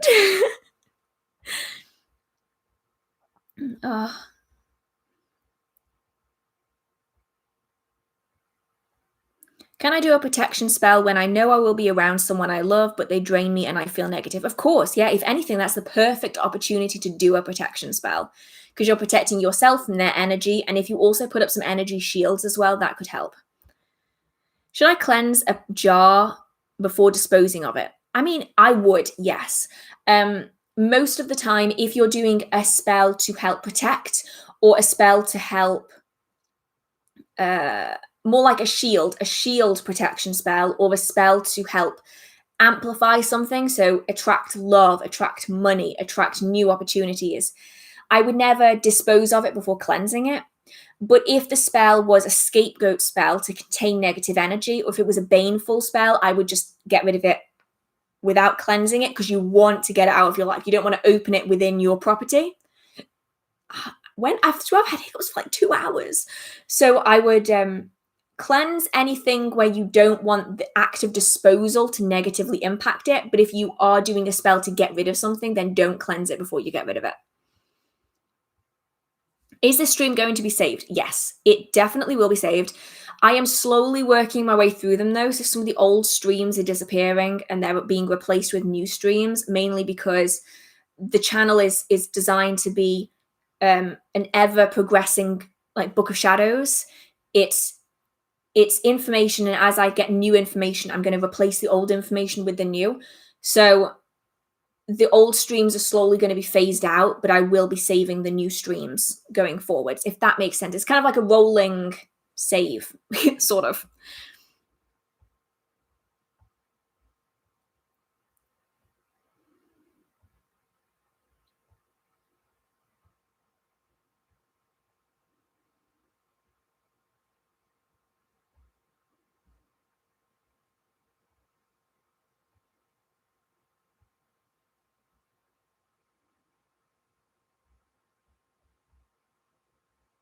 I've always thought that specific spells are more powerful when practiced.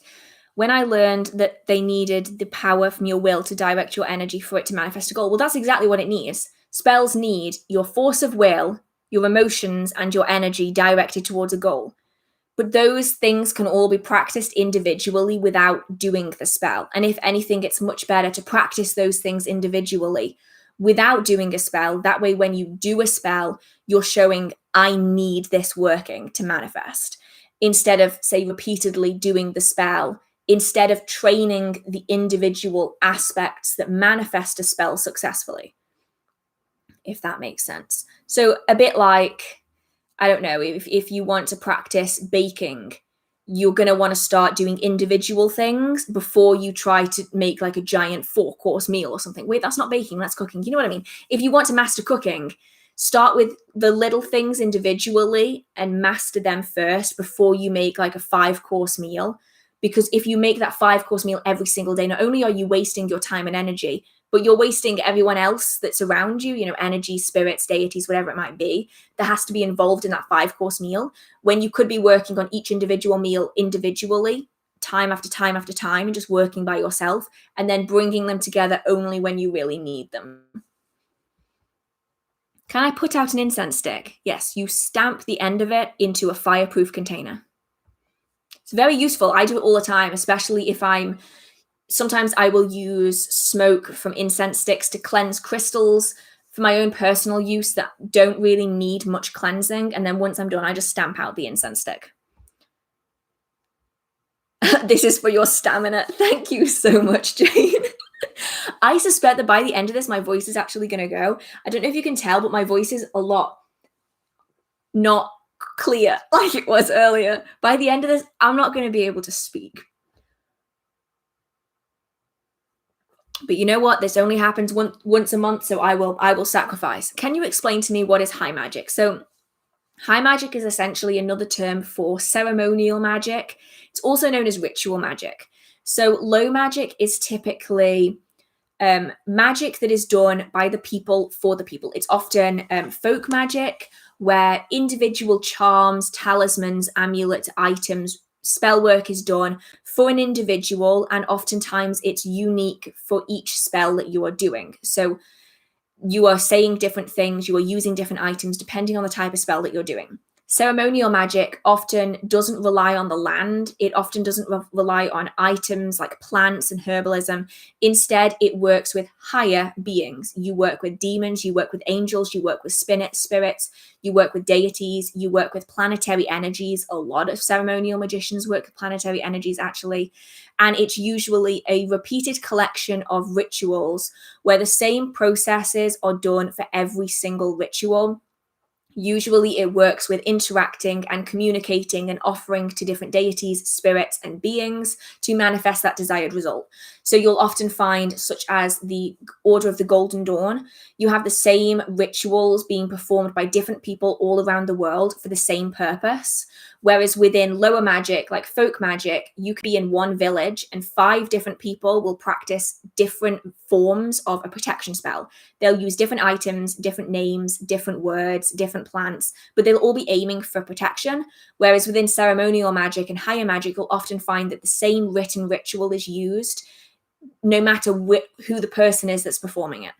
So it's more like lower magic is more folk tradition, folk magic. It's very individualized for the practitioner. Ceremonial magic is more ceremony. It's repeated actions, often done for a specific purpose, working with specific deities and specific spirits. I hope I explained that well enough, but I might have to do like a full video on this. How do I set up a spell to make it recharge at a certain time or season? So you energetically link it to a certain event. So some people will use lunar cycles, some people will use solar events, some people will use planetary events and other cosmic events that come around repeatedly. So you can always know when it's going to be there, but infrequently. So things like comets are sometimes used. You can use weather patterns. That's another one. You can use day and night cycles to charge it as well. Essentially, you energetically tie it to something else. So it's a bit like a binding spell where you bind that working to something else. Now, the danger with that is that if that something else suddenly stops, it's a little bit tricky. So if you have a protection spell that's bound to rain and you have the hottest summer in mankind's history and it doesn't rain for 4 months, you've then got a problem with your protection spell.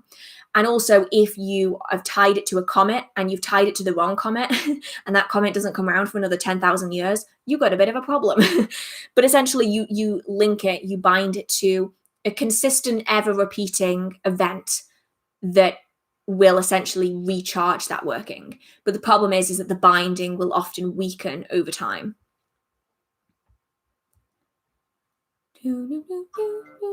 What exactly is the difference between a witch's bottle and a jar spell? Okay, so a witch's bottle is a very specific ritual. It's a very specific spell. Now, witches' bottles have been used for hundreds of years. They've been documented for hundreds of years. People are still finding them, especially in the UK. You'll often find stories of, 11th century house. Inside an 11th century house, a bottle with pins was found in the walls. This is black magic. I mean, you see it all the time on like documentaries and those kind of things. A witch's bottle is a very particular spell it was originally used to scare witches, much like witches' balls were used to scare people off. And they were used to scare witches. Whereas witchcraft eventually kind of took it over and went, you know what, we can use this. And it essentially became a protection spell. So it's a scapegoat working, usually, where rancid items are placed inside, usually urine, pins, rusty nails, broken bits of mirror, hair, fingernails, those kind of things were put in. And over time, it's progressed to become a scapegoat where these things are designed to attract the energy into it. So you can do something similar with a jar spell, but a jar spell in itself can be for anything. You can find jar spells for banishing. You can find jar spells for scapegoat workings, much like a witch's bottle. Or you can find jar spells for prosperity, amplifying love. You know, there's loads of different options out there. So a witch's bottle is typically a term used to describe a very specific spell, whereas a jar spell can be anything as long as it fits within a jar. Although I have noticed now a lot of people are using the term witch's bottle to refer to a spell in a bottle, but that isn't technically accurate. Like, I guess you can use it to refer to it, but typically when someone says witch's bottle, it's a protective charm. Can I work with the fae on my balcony? Yes, the fae are not reliant on, I mean, there's indoor fae, there's house fae, there's fire fae, there's, you know, higher fae that don't even live here. You know, you can work with the fae anywhere, as long as you're willing to form that connection. But take care, because the fae are tricky buggers.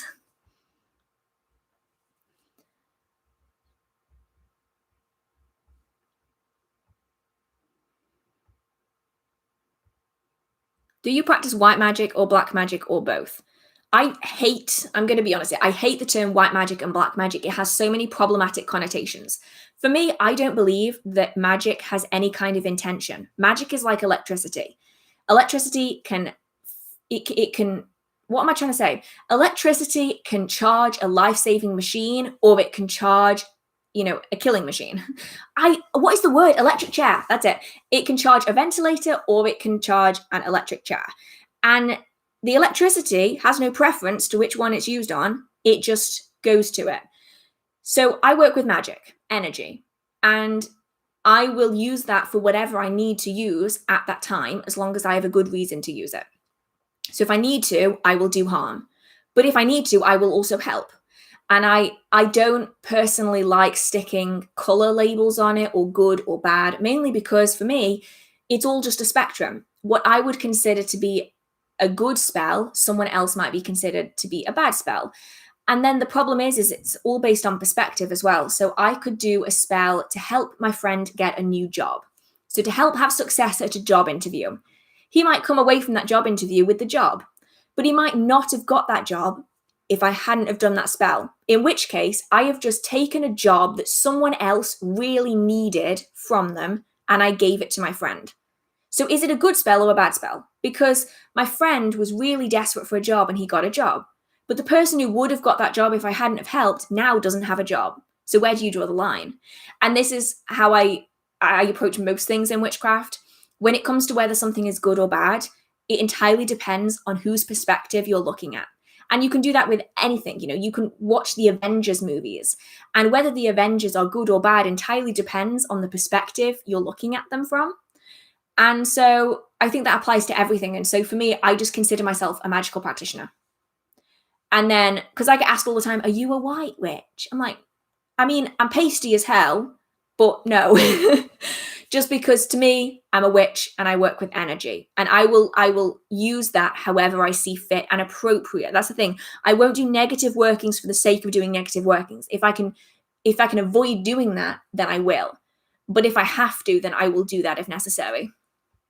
I was long-winded, but yes.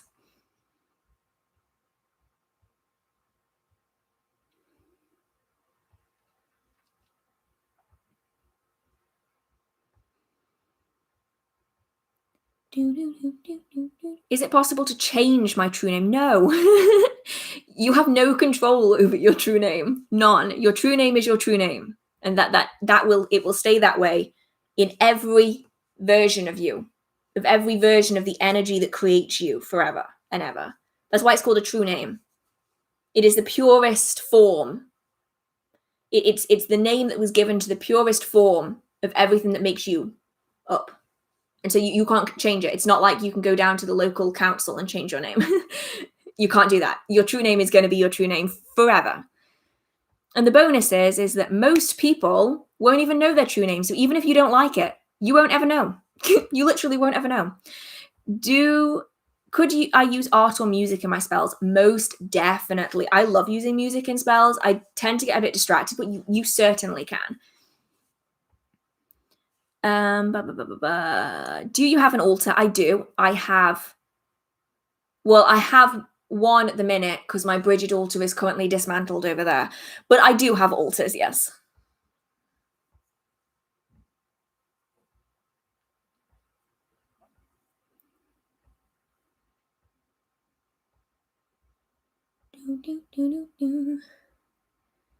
Have you ever joined a coven? I have a full video on solitary versus coven witchcraft that will probably answer that in far more detail than I will be able to on here.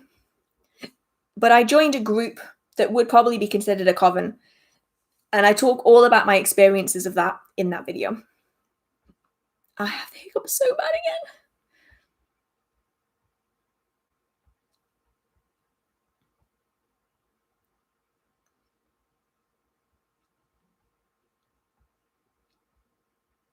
Do you think you have to cast a circle for a tarot reading for yourself? That entirely depends on your environment and the kind of energies that you're working with. If you're in a very disruptive place, then you might want to. But if you aren't in a disruptive place and there's not a bunch of spirits and energies around that are going to interfere with you, then you don't need to. So whether or not you cast circles or not is really dependent on how your environment feels and how your experiences of that place have affected the outcome of readings.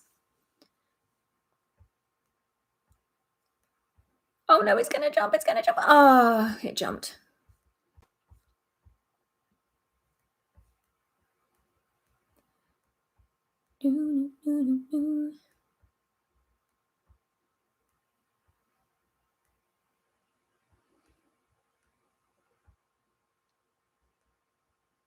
I'm doing it again where I'm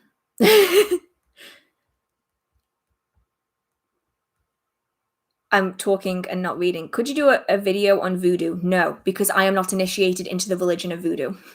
And so I'm not in a position to talk about it. And so I won't. There are lots of practitioners out there that are initiated into the religion of voodoo that do talk about it. And so I would recommend searching up information from those practitioners.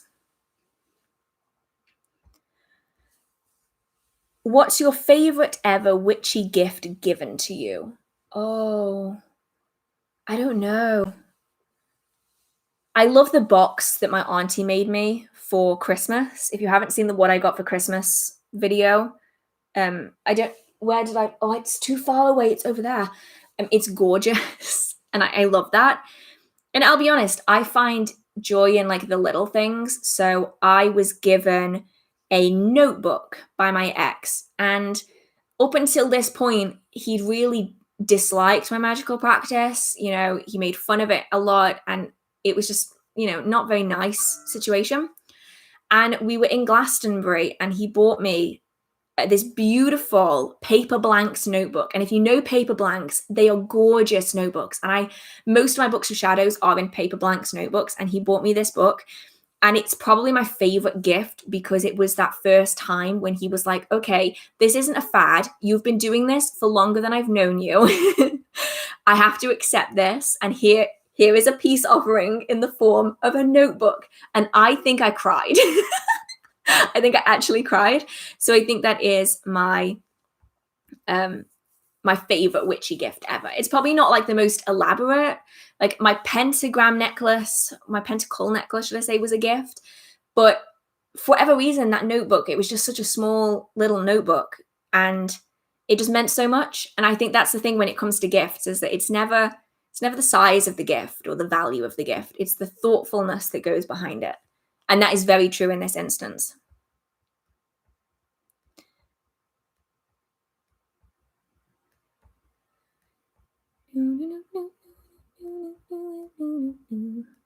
Hearth, tea or coffee? Hot chocolate. I don't really like tea. And I do like coffee, but coffee doesn't like me. Let's put it that way. Caffeine and me do not go together. I am already so hyperactive that coffee just like sends me over the edge, and I'm just like shaking like 10 minutes after I have coffee, and it doesn't go away for hours.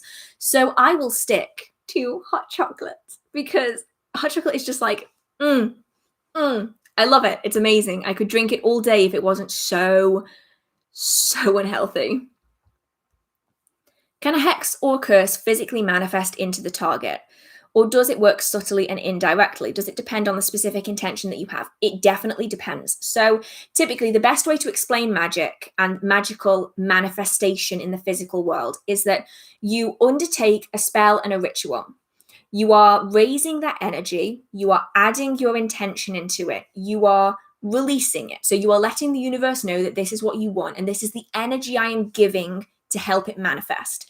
Now, the amount of energy you give is going to alter how quickly and how strongly that working will manifest. So whoever it is that's listening, whatever you believe in, goes, okay, well, we can get to work on this. So this is why spell work takes time. It's not instant. I wish it was like Harry Potter. It's not.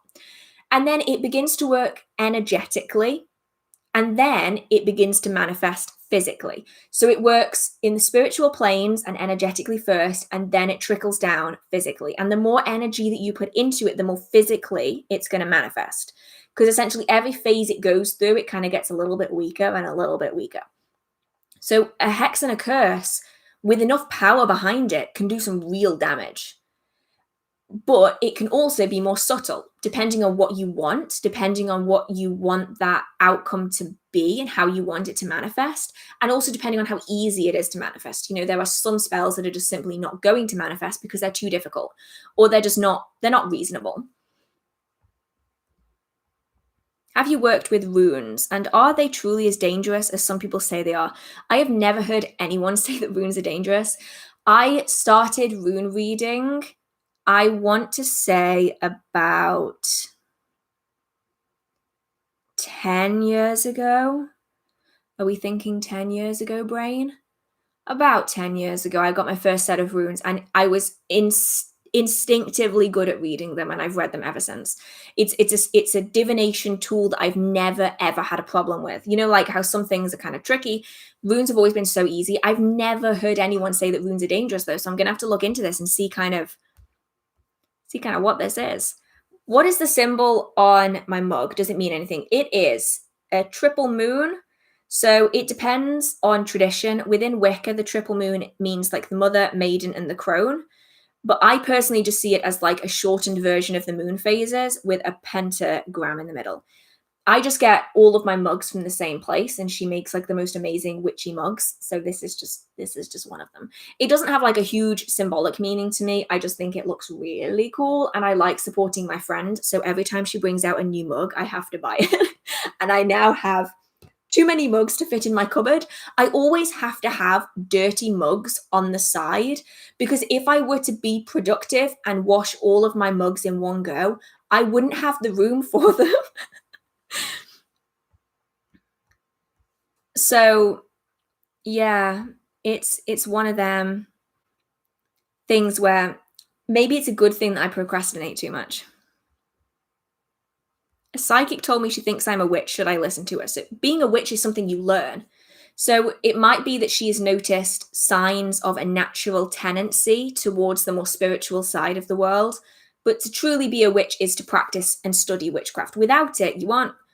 No one is a witch by birth, let's put it that way. No one is like secretly a witch. It's more of it's the things you do that make you a witch. But you might not notice that you're doing the things that other people would call witchcraft. So it might be that you already do things that other people would call witchcraft, or it might be that you already have the kind of the underlying thought process that might align you very easily towards witchcraft, potentially.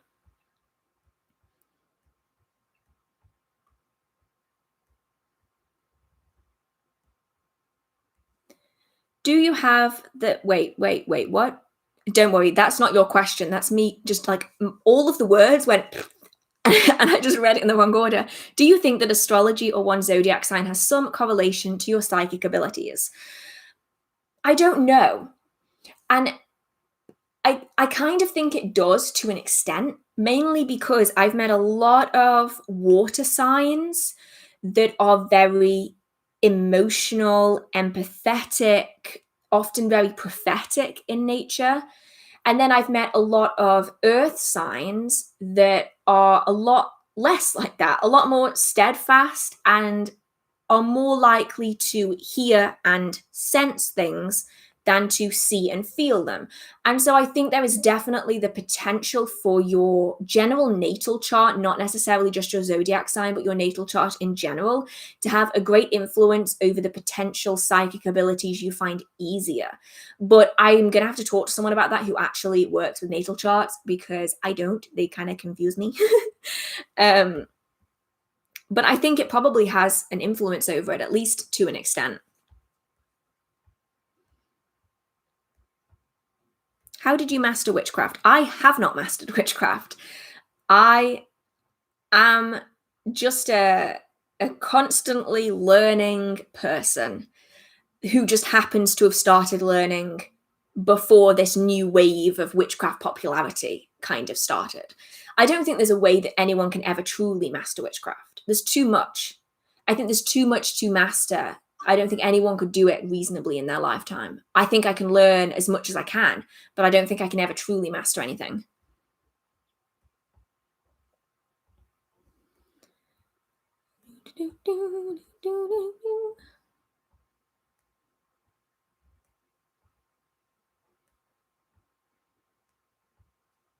How to get started on a book of shadows. I have a video all about that. I think I do. Is it weird that I actually forget which videos I've made and which ones I haven't? I have done tips on starting a book of shadows, which is like a full video on the tips that I wish I'd have had, because I messed up so many books of shadows. Is alchemy a thing? Yes. Yes, it is. How is astrology used in witchcraft? It isn't, unless you choose to. So astrology and witchcraft aren't the same thing. So traditionally, astrology didn't really have a huge place within witchcraft. People would often use the moon phases and solar events because they were things that were very obvious to local people. But within witchcraft, most people didn't have an understanding of what went on beyond the moon and the sun. And so astrology and witchcraft aren't necessarily combined, but you can choose to add it in if you want to, if that makes sense. So not everyone is going to work with astrology, but you can if you want to. Do you believe that deities are actual beings, or are they just facets of energy for you? I don't believe they're facets of energy, because I have had experiences that are identical to the experiences of other people who've also worked with the same deities. Instead, to me, gods are god forms, a large extended version of a thought form that has been created over thousands of years of continuous worship and following. And so other people have had the same experiences as me. Do I believe that they are large floating beings in the sky? No. Do I think that they are more spirits like thought forms are? Yes.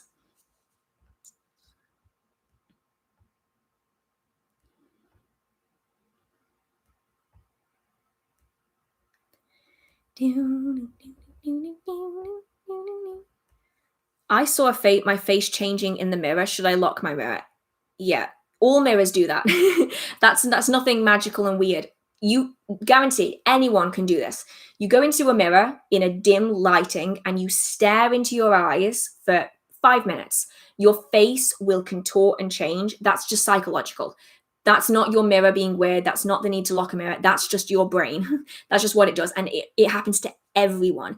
In certain lighting, your brain will automatically warp and change your face. That's just natural.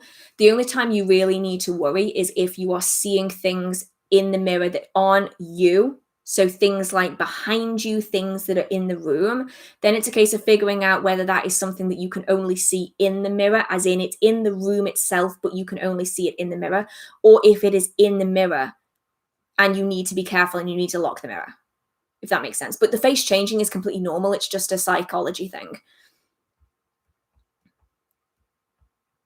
I don't think that was helped by having to read all those beginner books for the video. You're right, Phil. I honestly never want to read a book ever again. I mean, I will, but I don't want to right now.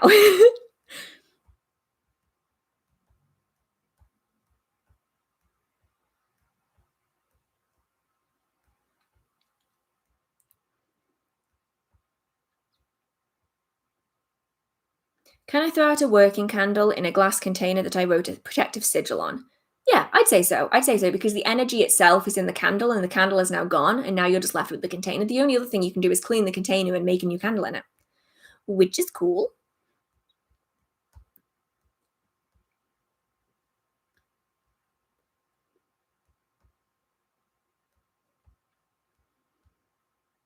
Right, I'm trying to get through these as fast as I can. Because otherwise it will jumping in. There's a fairy circle of mushrooms in my backyard right now. Anything specific that I should put in it as an offering? I know that this is going to burst a bubble. But this is because of my background. As far as I know, based on my own experience working with the fae and my own scientific knowledge, fairy circles have nothing to do with fairies. The reason they were associated with fairies for so long was because people didn't understand what caused them. A circle of mushrooms to suddenly appear out of nowhere is quite unusual. Typically, a circle of mushrooms erupts from the ground around a location where biological matter originally was.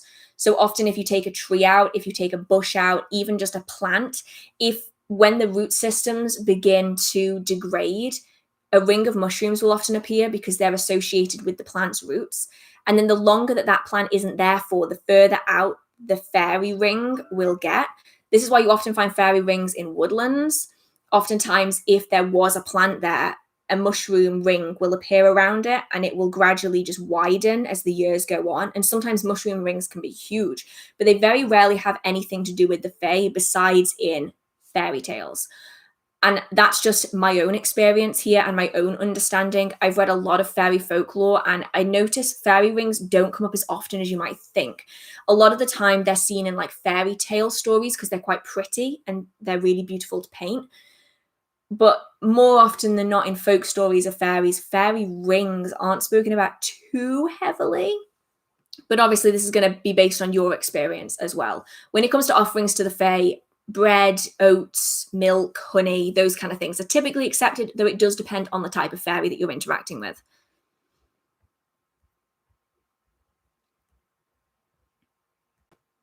Oh no. I jumped! Scroll! Scroll and hope for the best. Okay, I didn't lose any. This is good.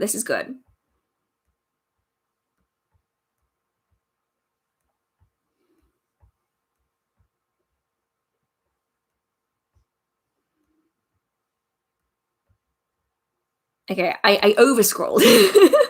I've over-scrolled this time.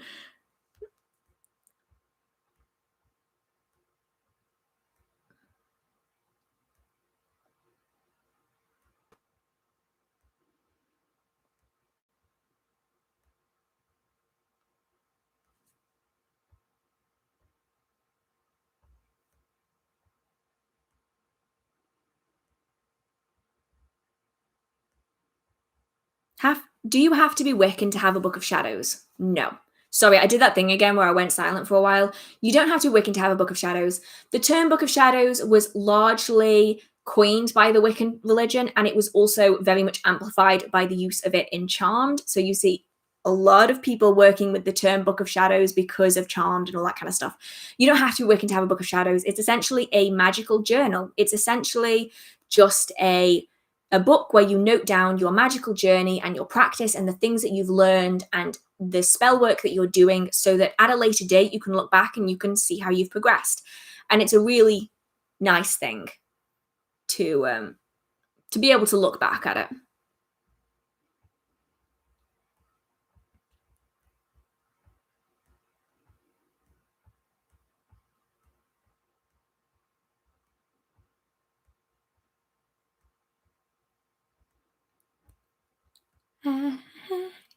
Could you react to Troom's video 14 hacks of videos? I have done it, but it got so copyrighted, I didn't post it.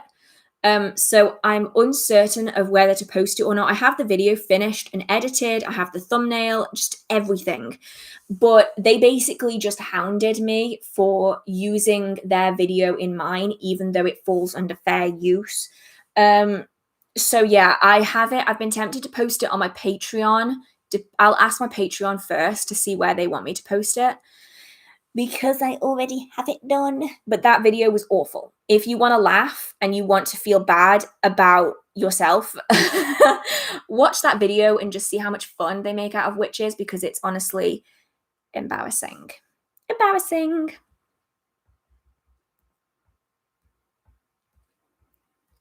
What time can we order the mystery box tomorrow? I don't have a set time. I have everything finished for the mystery box. I just need to set it as live. So I'm going to say after 12 o'clock tomorrow, as in like midday tomorrow, it will be live. I'll probably put it up as soon as I wake up. And I stay awake and work till about 5 a.m. So it'll probably be after lunchtime.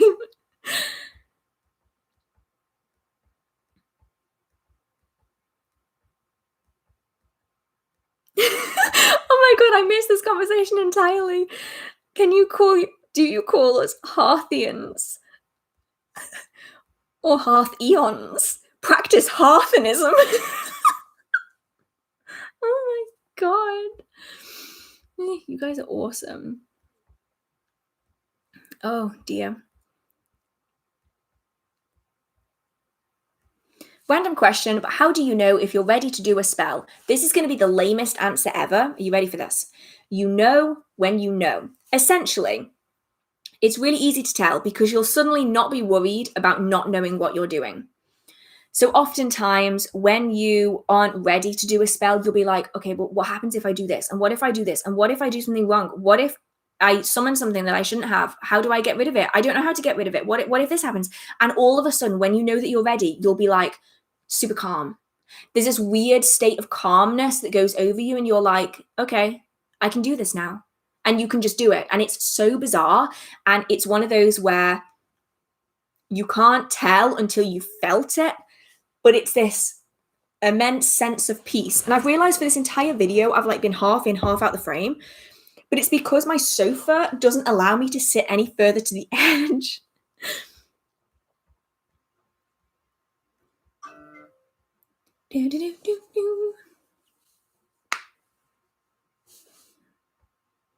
Is shapeshifting real? Physically, no. Astrally, yes.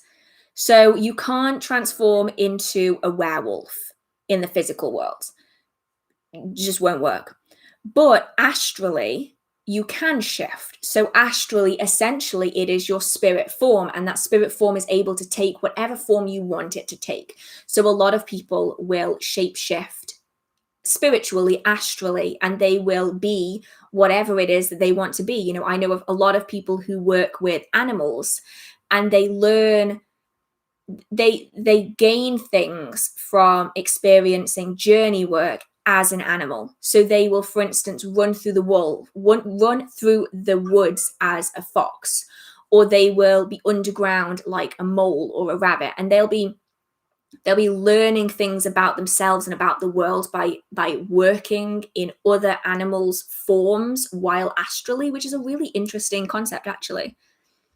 What are thought forms? Thought forms are essentially a technique of gathering energy and adding an intention onto it in a way that allows it to work separately from you. So it's a bit like creating a miniature spirit. So instead of it being like a spirit that's pre-existing, it's a temporary spirit that you create for a specific purpose, and then you send it out to do its job, and then it can come back again. So there's different ways of doing this. There's things called fetches. A fetch is sort of like a thought form, except it's a part of yourself, whereas thought forms are typically separate from yourself, and you can just dismantle them and create them at will.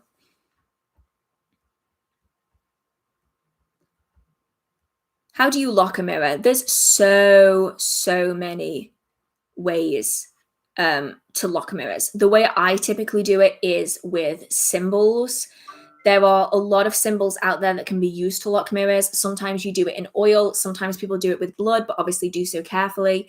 And you essentially put that symbol onto the mirror and it acts as a stopper. The problem is that because mirrors are liminal places, they are the in-betweens. A lot of things can come through mirrors that you don't necessarily want to come through mirrors. So by placing a lock, which is what I do with sigils and symbols on mirrors, you essentially stop the transmission between the two. So you are still on your side and they are still on their side, and you can still use the mirror as it is, but it stops the crossover between the two. And that's how I do it. I know that there's a lot of different techniques out there. I'll probably have to do a video on how to lock a mirror in with loads of different techniques, but that's the one that I typically use.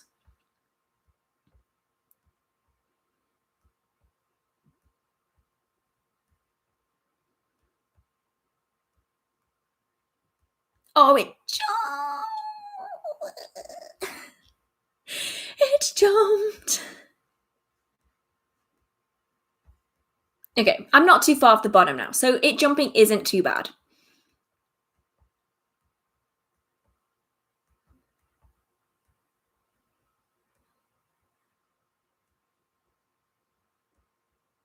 How can you tell if someone has cursed you?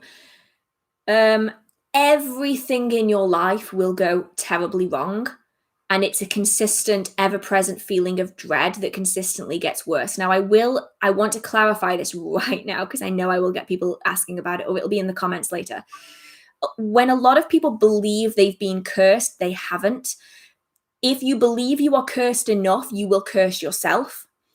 A lot of people have mental issues, mental conditions that are undiagnosed, that they may perceive as being a curse when actually it's simply a mental condition, a disorder that maybe needs either medical treatment through medication or through communication therapies of some kind. It's very rare for someone to actually put the time and effort into cursing you because it's so damn time consuming. It's a drain on energy, it's a drain on resources, it's a drain on time. And realistically, if someone has all of that time and effort, they're probably going to be putting it into something else. So especially in Western culture, it's very unusual to find someone has actually taken the time to curse you. If anything, people often curse themselves more than they curse other people. It's that constant thought of, but what if, but what if, but what if? And then ultimately you end up causing that negative thought to impact your own life. But I know a lot of people do misdiagnose themselves as having a curse on them when actually it is something much more normal, medical or psychological that does need assistance. So if in doubt, make sure it's not something medical first before you go to the magical.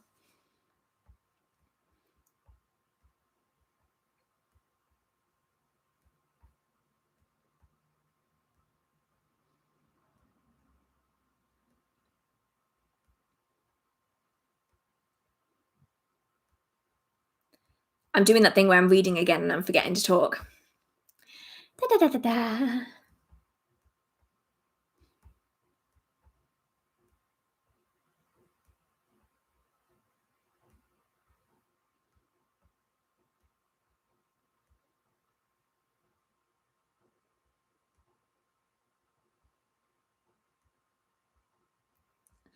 doing it. I have to learn not to.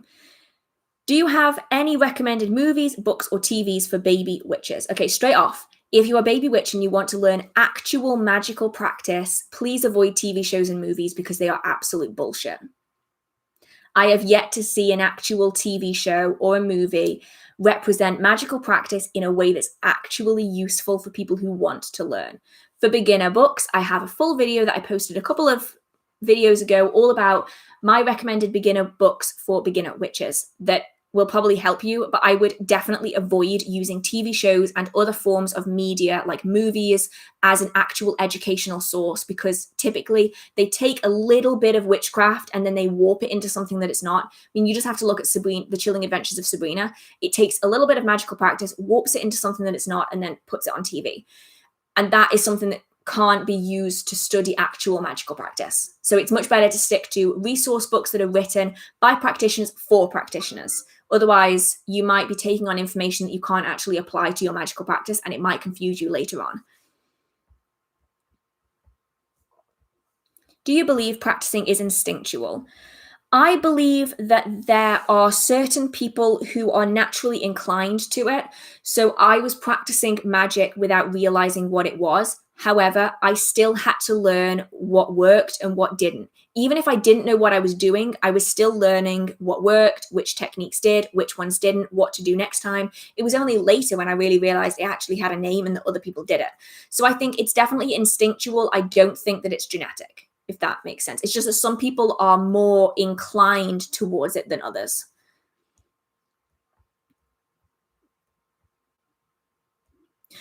Oh, it's jumped again. It's that day. It's that day. All right, here we go.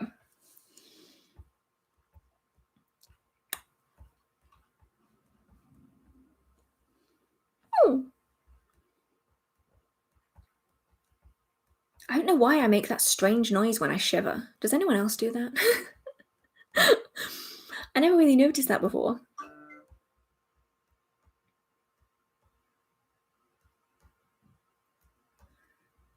Do I need to buy a tarot deck, or can I use other things / make my own? I think it really depends, right? So you can do divination reading with cards that don't need to be tarot cards. So, for instance, you can use playing cards as a form of card reading. So, essentially, the different suits become, what is the card again? Diamonds, hearts, spades, and clubs. You can use them to represent the cups, pentacles, swords, and wands. Now, I am not well versed in how you translate between the two, but you can do it. And then you use all of the king, queen, they all align as well. The only difference is that you don't have the major arcana, but you can still work it. Now, when it comes to tarot reading, a lot of the reading, it depends. Are you wanting to read it out of a textbook, or are you wanting to read the imagery of the cards? Because there's two different ways to read tarot. You can read it intuitively. Now, this is typically based on the imagery of the cards, which is why it's important to have a deck that you resonate with. You are focused on the imagery of the cards, and as you are doing this reading, you have the question in your mind that you want to answer. And not only are you looking at the card itself, so it might be the Fool, the 10 of Swords, and the Ace of Pentacles. You are looking at the card itself for the generic reading of that card. But if you're intuitively reading, you're also looking at the imagery, and there will be certain aspects of the imagery that jump out at you that need to be called upon. Certain colors, maybe a person, a figure, an animal, a plant that is screaming out to you. And you then add that imagery and the meaning that you hold for that imagery into the reading, and it gives a very deep, rich card reading. Or you can read from the textbook approach, which is you have a bunch of cards that represent the cards in the deck, and you just look up the meaning of that card. Now, both ways are acceptable. There's no right and wrong way, but they are definitely two different ways. So if you want to intuitively read a deck, I would recommend purchasing a deck of tarot cards that calls out to you, that's been created by an artist whose imagery you really like. If you are just wanting to read cards, then you can use a deck of playing cards. That works as well. And if you just want to go about learning the basic meaning of tarot cards, and you just want to go off the meaning of the cards as you would a textbook, then you can create versions of the cards that you can then read yourself. But it's going to entirely depend on the way you want to do the reading. So I personally wouldn't make my own, because I like using the imagery and the intuitive aspect of card reading, but that's just me personally. And it's really going to depend on what you want out of a deck of cards. Oh, that was a lot of words. A lot of words. What are your thoughts on The House Witch by Aaron Murphy Hiscock? As a Hearth Witch, there are many books that I prefer. And that is all I can say comfortably on the subject. There are a lot of other books that I prefer.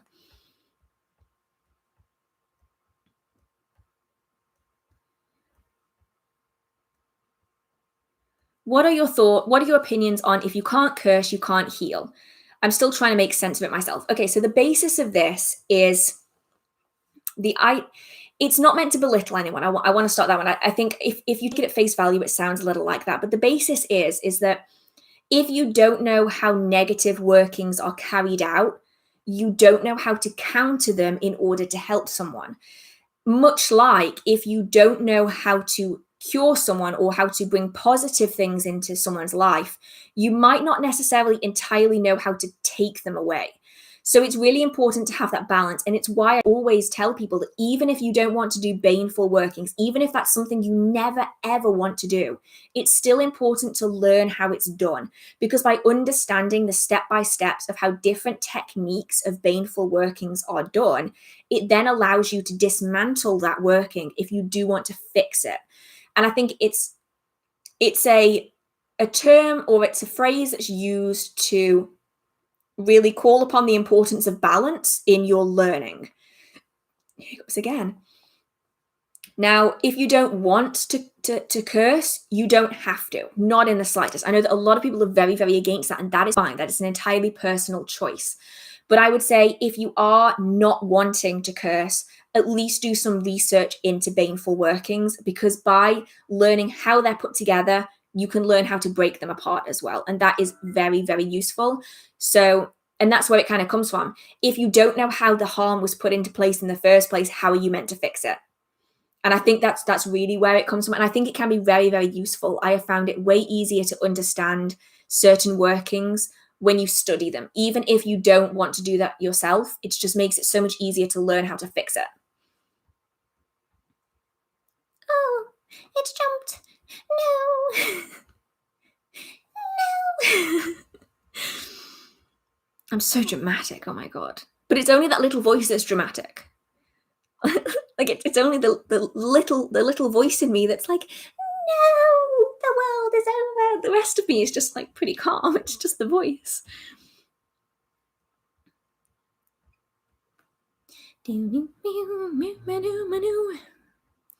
Where was I? I overscrolled again.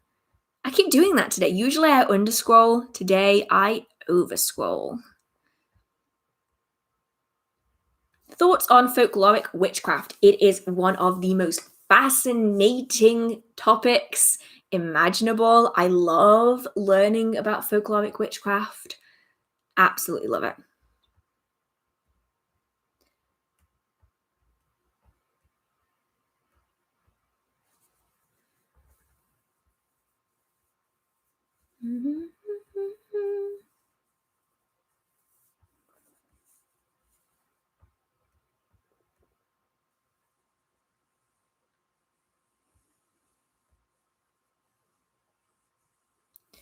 There's a dead tree branch outside, and I've been wondering if there was a way to use it.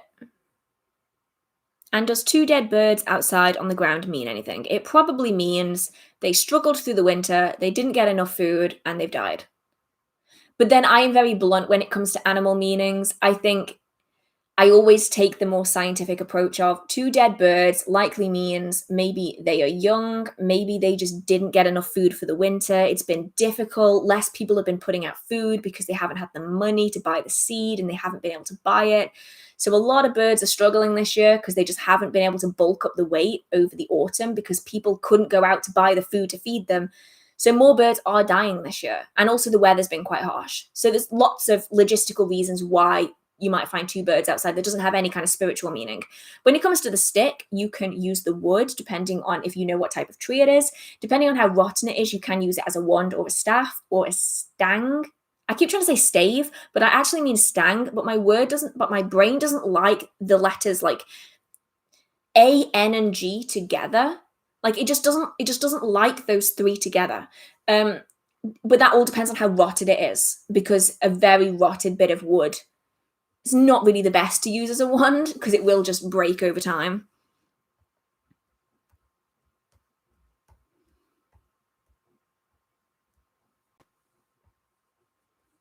Oh, it jumped again.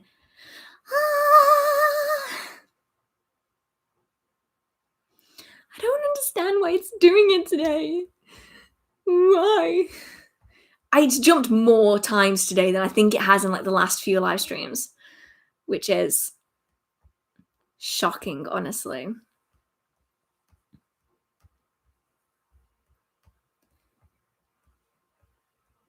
I overscrolled again. This is impressive. What is the best time to start off a new apple tree? New moon or full moon? New moon, or just when the weather is most suited for it. If anything, I wouldn't go off moon phase. I'd go off the ground. Is the ground suitable for planting an apple tree right now? Is the weather good? Is it too wet?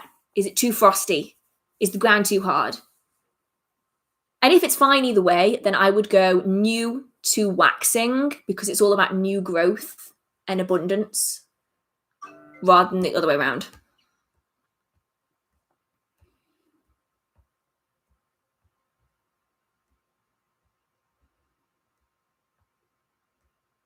Oh, it's jumped again.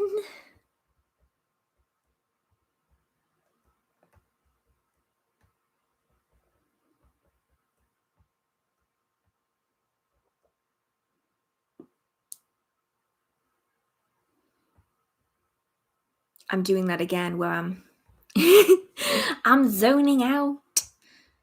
Is it okay for me to get a Celtic symbol tattooed? I researched my family tree and found that I have some Celtic background and feel connected to the symbol. I can't really answer that one. That's a question of personal opinion.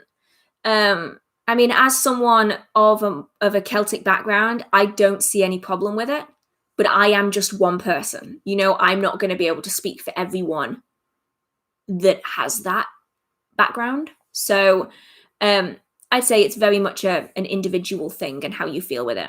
Have you considered doing a video on Victorian Spiritism? I haven't done a full video on it. I have touched on it, mind. I touched on it in the video that was Ghost Hunters Stop Blaming Witches, which was a nuts video, by the way. I was expecting you guys to hate it, and you guys really liked that video. But I did touch on it briefly in that video about how ghost hunters are kind of, they draw on things that are non-factual as a factual basis for their conspiracy theories.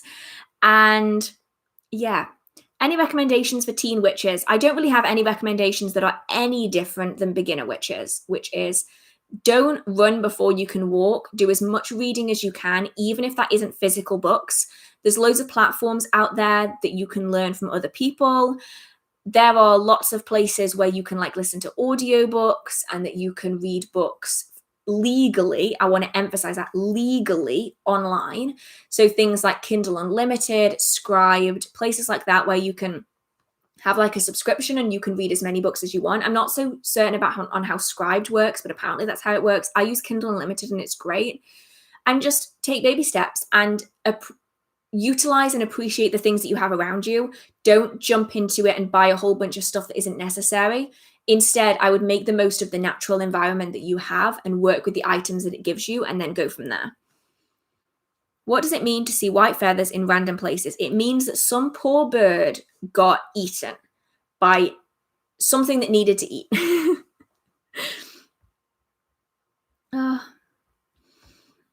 Generally. And then the wind blew it away. That's typically what happens around here anyway. You can always see it. Like a fox caught a pigeon and then the wind blew and there's just like feathers in the randomest of places.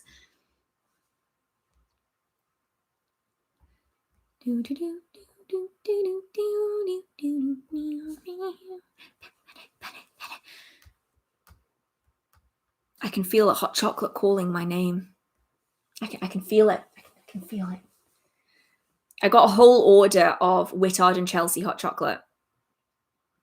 And now I'm just slowly munching my way through hot chocolate, but not actually, like that would be kind of gross, like eating hot chocolate powder. Nah, no. But oh, I want hot chocolate now.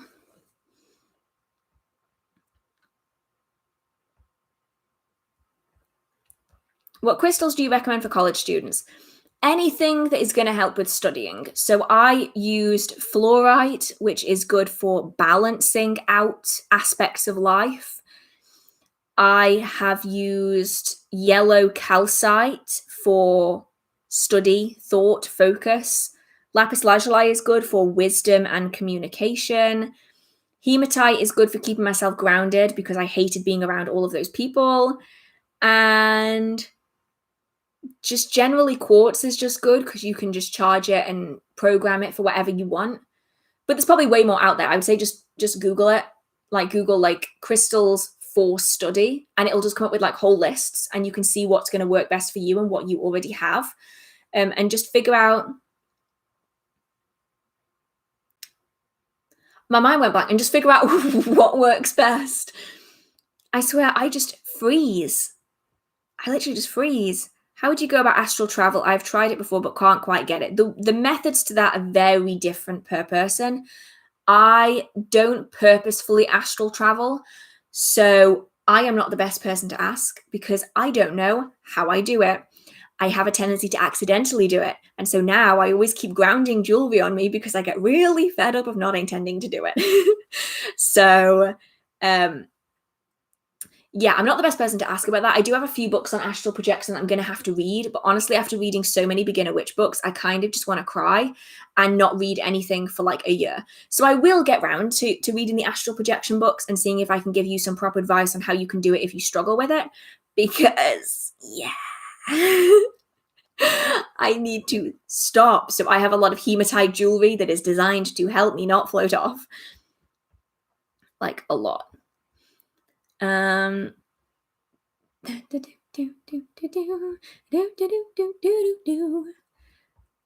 you have any books on? I read half of it and then it jumped.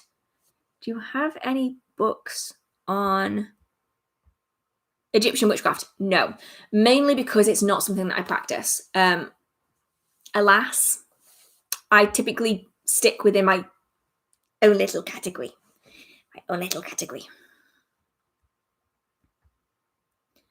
Where do crystal correspondences come from? So essentially the same as all correspondences, they come from trial and error, largely.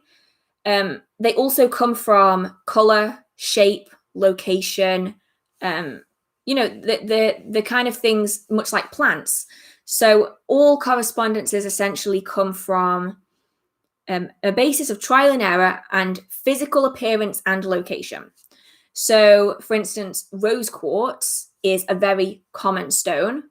It has the properties of quartz, which makes it relatively universal. It also has a pink coloration, which is often considered to be a peaceful, calm, loving kind of color. That's what we associate it with within our culture anyway. And that's a pretty universal color. Some colors vary. So red and green often alternate for prosperity, whereas pink is typically a color that's often used for happiness, friendship, fertility, children, love, those kind of things.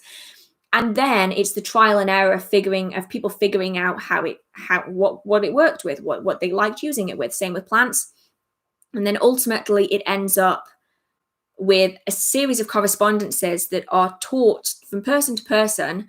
And ultimately you end up with what we have now, where people don't really understand where the correspondences came from because they just have them at their fingertips. So especially when it comes to plants, you'll often find that the correspondence very, very much depends on the history, the folklore, the location, its physical properties, its shape, its size, its color, as well as its trial and error properties. So take rose, for instance, or even better, sunflower. Take sunflower.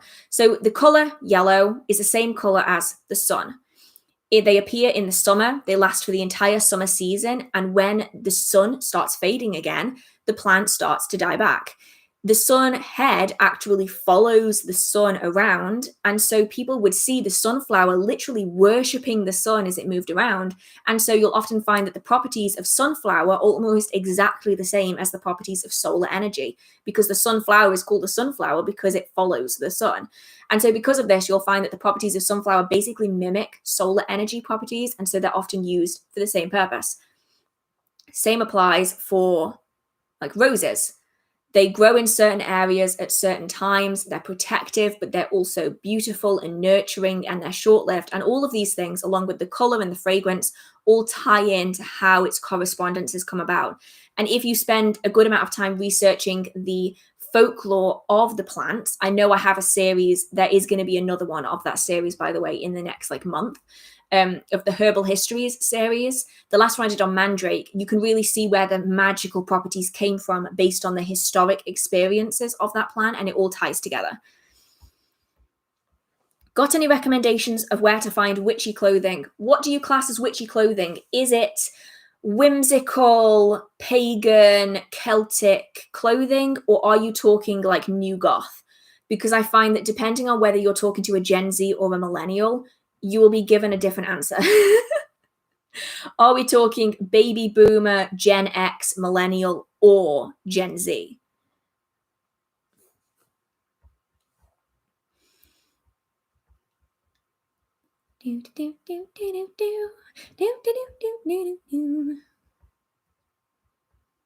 What do you think about healing magic? Something like whispering herbalism? I mean, I don't really have a huge amount of opinions on it, honestly.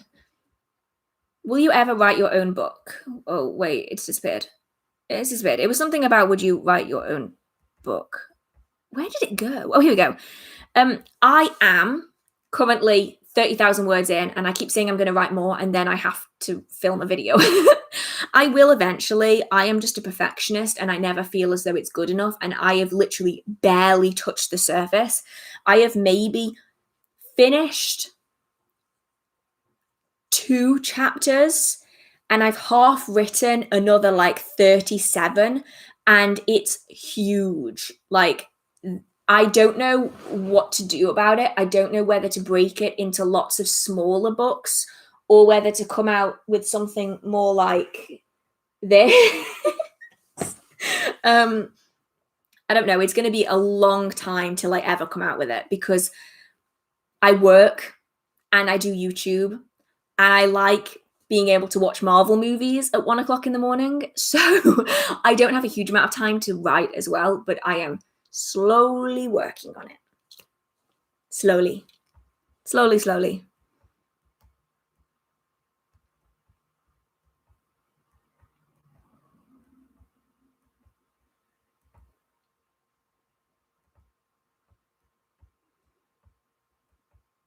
Where was I? Like, any recommendations for crystal magic, moon magic, rain magic? Moon magic, the author, Diane Alquist, is fantastic. I would get the book, but it's over there, and I don't want to get up. It's called Moon Magic by Diane Alquist, I think, and then they did another one called Moon Spells by Diane Alquist. Both are absolutely fantastic books. When it comes to crystal magic, I don't have a huge number of books on the subject because I just use them intuitively in and among other things. And rain magic is a little bit harder to find. You might have more luck looking under water magic and finding information about it that way because there's not very many books on weather spells. Not really, anyway. Out of all of the pantheons you've studied, which is your personal favorite? I haven't hugely studied any. I haven't really looked deeply into any except Greek. I spent a very long time when I was a child being obsessed with the Greek gods, and so I studied them a lot. I am, however, finding that I'm enjoying the Welsh pantheon a lot. Welsh folk stories are absolutely beautiful and slightly terrifying. And also, I really like the Albion stories. It's not necessarily a pantheon in its own right, and yet it kind of is. The gods and the goddesses and the legends of Arthurian legend, although they've obviously been warped by the touch of Christianity, are so beautiful that these characters have almost become gods in their own right. They're so iconic that everyone around the world knows of them. They know their stories, they know their family, and they've almost reached that level of godly in a way. Like, where do you draw the line? Because like god forms are created when enough people know the stories and believe in these characters, these spirits. And so ultimately, when enough people know about Arthurian legend for it to be worldwide, and where do you draw the line? You know, do they at some point become gods themselves? Love it. Love it. You have such badass energy. I really don't. If you knew me in person, I'm such an awkward person. I am that kid that was bullied in high school and never got over it, and now I'm just like, just very weird. Very, very weird. So for like new goth, I dress like this like every day. Like anyone that follows me on Instagram is like, you wear weird clothes. I'm like, yes, I do. Too Fast clothing is a good one. Killstar, I get a lot of my clothes from Killstar. Disturbia is another good one. If you're in the UK, there's a shop called Kate's Clothing that is amazing. I get a lot of like these like new goth, grungy, witchy trousers and skirts from Love Too True, LTT clothing. They're really, really good. I shop a lot on Attitude Clothing. That's like a universal brand. I buy all my shoes from New Rock. Just trying to reel off a bunch of brands that I shop for my like weird gothic witchy clothing. Yeah, I might have to do a video on that on my second channel maybe, because that would be kind of an interesting video, I suppose. I haven't done one of those yet, so yeah, maybe. How did you feel about WandaVision and Agatha, if you've seen it? I don't like either Wanda or Vision, and so I haven't sat through WandaVision. I know I need to. I'm currently working my way through the chronological release of all of the Marvel films. During the first lockdown, I watched them in their like timeline order. This time I'm watching them on their chronological release order. And I know I need to watch WandaVision, but I don't like Wanda and I don't like Vision. And honestly, just trying to sit through it just seems like tedious to me. But I will inevitably do it because I like completing things. And if I haven't seen it and I'm doing the rest of it, I kind of have to finish it. I kind of have to finish it. Would you review that Big Blue Bookland book sometime? I definitely will. Yeah, the reason I didn't put it in the last video is because it's Wicca. So what I will probably do is I will probably do a beginner Wicca book recommendations, and I'll probably talk about a bunch of the books that are similar to it in that, because although it won't be like Wicca. What I'm thinking is the last video I did was a beginner secular witchcraft recommendations. This one will probably be a beginner Wiccan witchcraft book recommendations, and I'll talk about books like this because this is not witchcraft.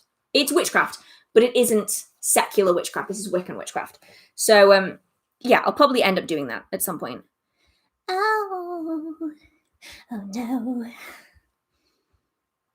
I realize I pull the stupidest faces, and in this light, my nose just like sucks up all the light. And that's not me hating on my face, by the way. I actually quite like my face. I've got no qualms with it. It's just when you see yourself under like bright filming lights and you pull like stupid faces, it just looks way different than it normally does. Have you got a partner that can deliver your hot chocolate during live streams? No. No, I don't. I have to do it all myself. Oh, it's such a shame. I don't have a servant that can do this for me. I don't have a man servant in the form of a husband or something that can come in and do it. Nope, it's just me. I finish this and I have to do it for myself. Although, it could be what does she say when she asks for tea? Simply Nailogical, where she just summons Ben for tea. Ben, that's it. Ben, tea. I wish I could do that, but alas, I can't. What is my zodiac sign? I am a Cancer. Not that you would maybe think it, but I am. Are you Irish? No, I'm not Irish. I am English. Painfully English.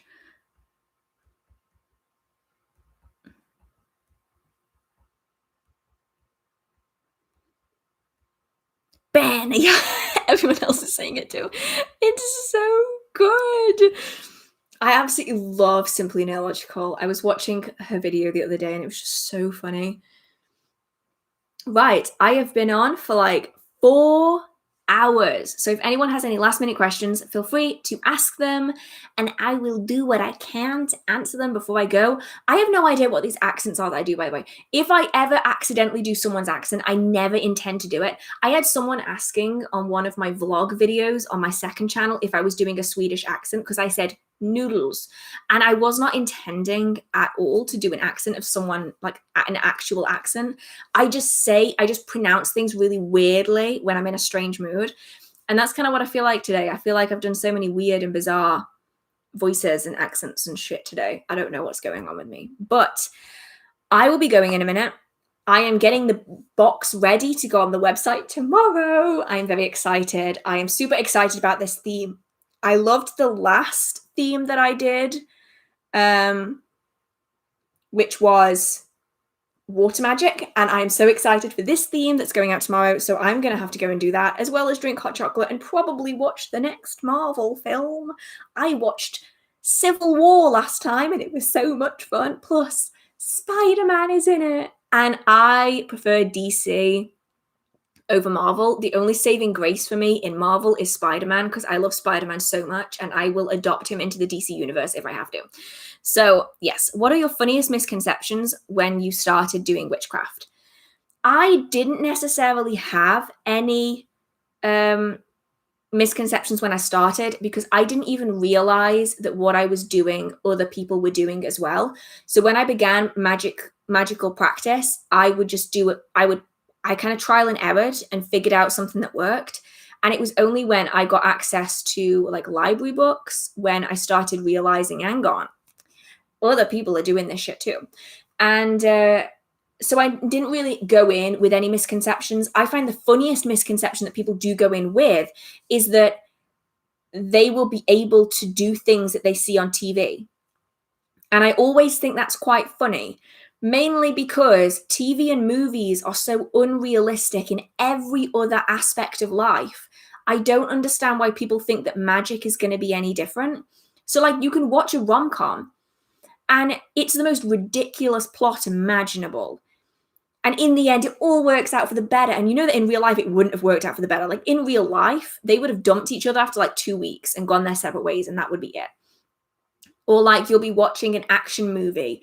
Like, what is it called? Is it Wanted? I think it's called Wanted. Me and my dad were talking about it last night, where he like moves the gun as he's shooting it and the bullet like curves, and it's completely impossible.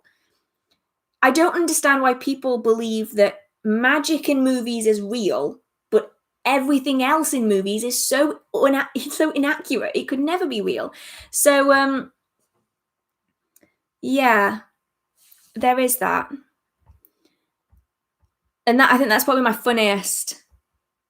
That's my funniest thing, I think, is that people believe that movie magic is real, even though everything else in movies is just so, it's just so cringy and just not real. DC over Marvel? What? I know I am an enigma, aren't I? I grew up watching DC. So like, I grew up watching the Superman TV show. It was amazing. I grew up with my favorite superheroes being Superman, Aquaman, yeah, the really bad Aquaman, and Wonder Woman. Loved them, absolutely loved them. And to this day, I still prefer the DC movies, even Justice League, over Marvel.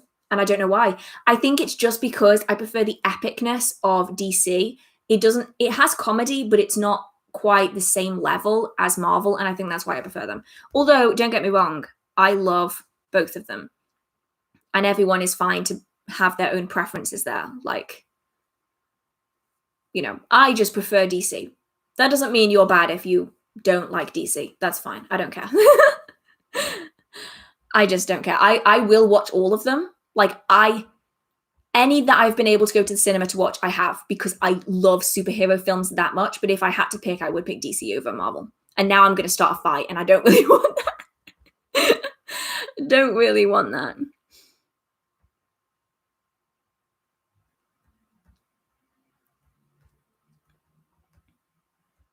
Have you heard of using the Major and Minor Arcana Tarot cards separately? Yeah, I have. You can buy decks that are called Royal Tarot.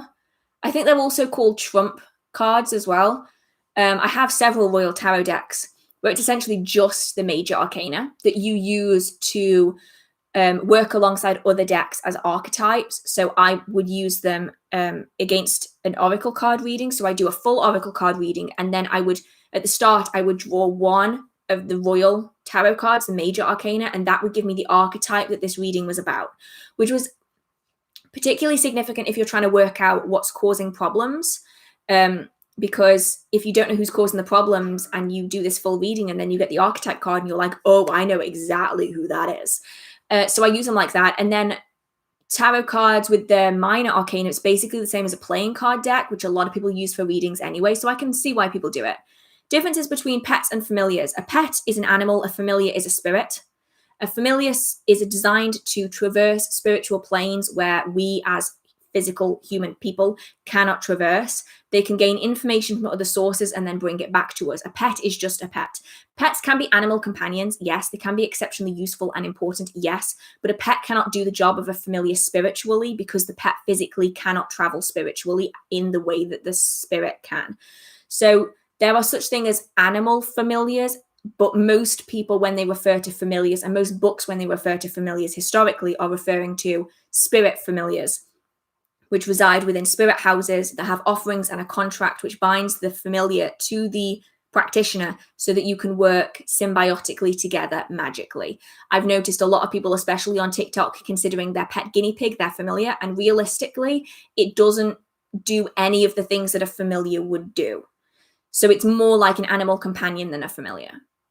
But that's based on my own experience and my own study on the subject. I know people are really touchy about familiars. So that is just my thing with it. That's what I've learned.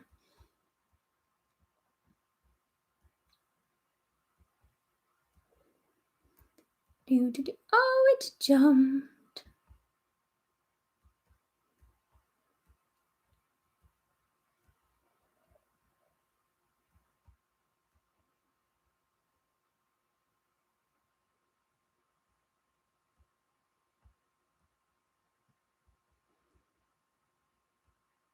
How effective is it to cleanse objects with your breath? Probably not very, especially considering that breath is considered to be life. I mean, this is just my mindset of it. I use breath to charge things. For me, I don't see the point in cleansing things with breath because breath is life force. So I would just be adding life and energy into it. But that's obviously just the way I think of them. How do you know if the craft is accurate? The craft is in the practice or the craft is in the movie? Because there are great differences between the two.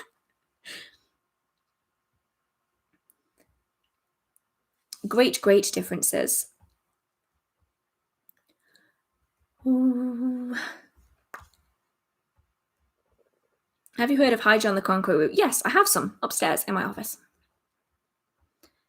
Could you recommend something that brings similar results or a replacement? It depends on what you want it for, because Hydron is used for so many different things that you can find lots of different herbs that do each different facet of what Hydron does and work it that way. When I practice, how do I know it's accurate?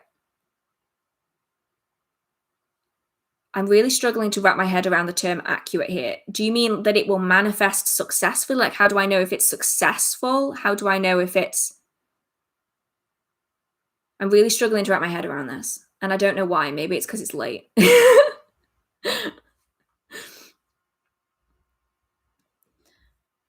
Maybe it's because it's late.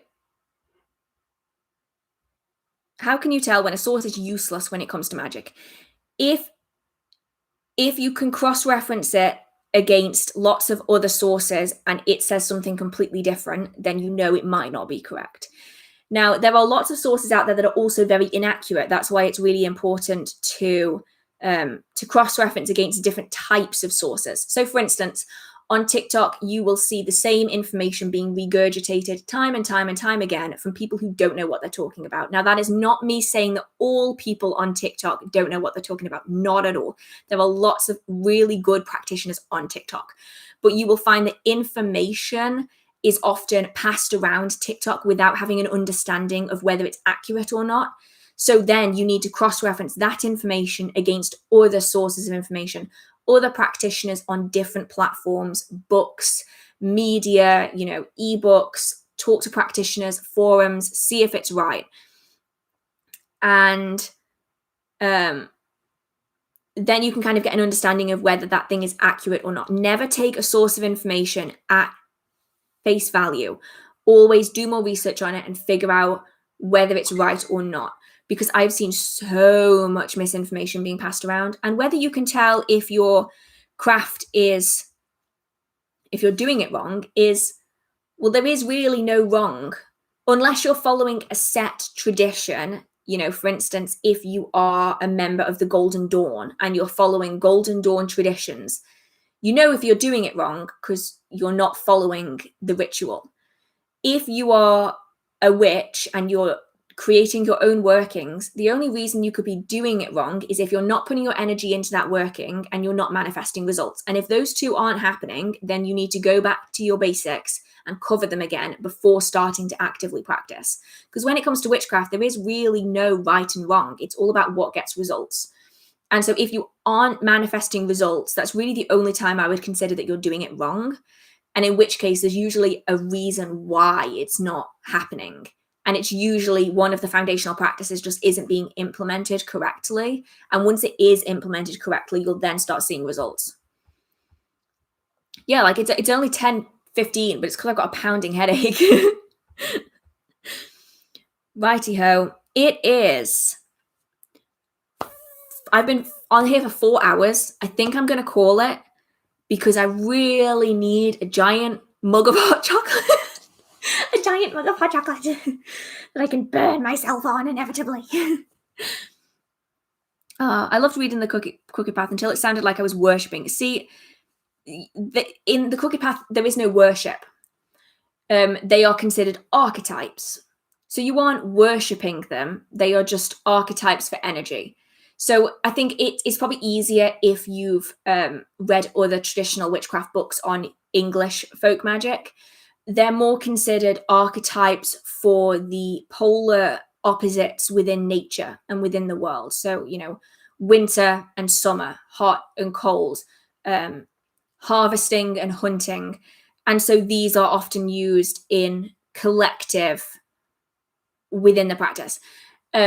Folk magic in most cases has no religion associated with it, but we are basing this off folkloric tradition where a lot of people did hold a great deal of significance in the natural world, hence why we see green men faces being very prolific within, especially European pre-Christian cultures, because we would often see nature and see the polar opposites in life coming together, and they were often represented as this almost human figure. That's kind of what the witch father and the witch mother are. They're the human archetypes of everything that's around us, simplified down into something that most people can understand, is kind of how I read it anyway.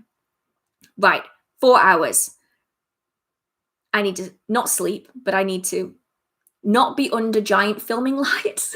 So I hope that you guys enjoyed this live stream. I'm sorry that we had a little bit of a technical glitch there about an hour in, but luckily it didn't do it again, thankfully.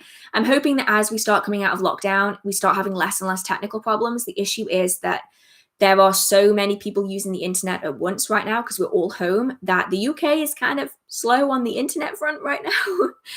So I hope that you did enjoy this video. Feel free to give it a like or chat with me on Instagram. I will be spending tonight on Instagram. If you do have any further questions, feel free to DM me. I will try to get round to as many people as I can. If I miss people, I am terribly sorry. It's probably because I exhausted my social battery for the day and I feel completely paranoid of messaging anyone. Yes, that does happen quite a lot. Thank you so much.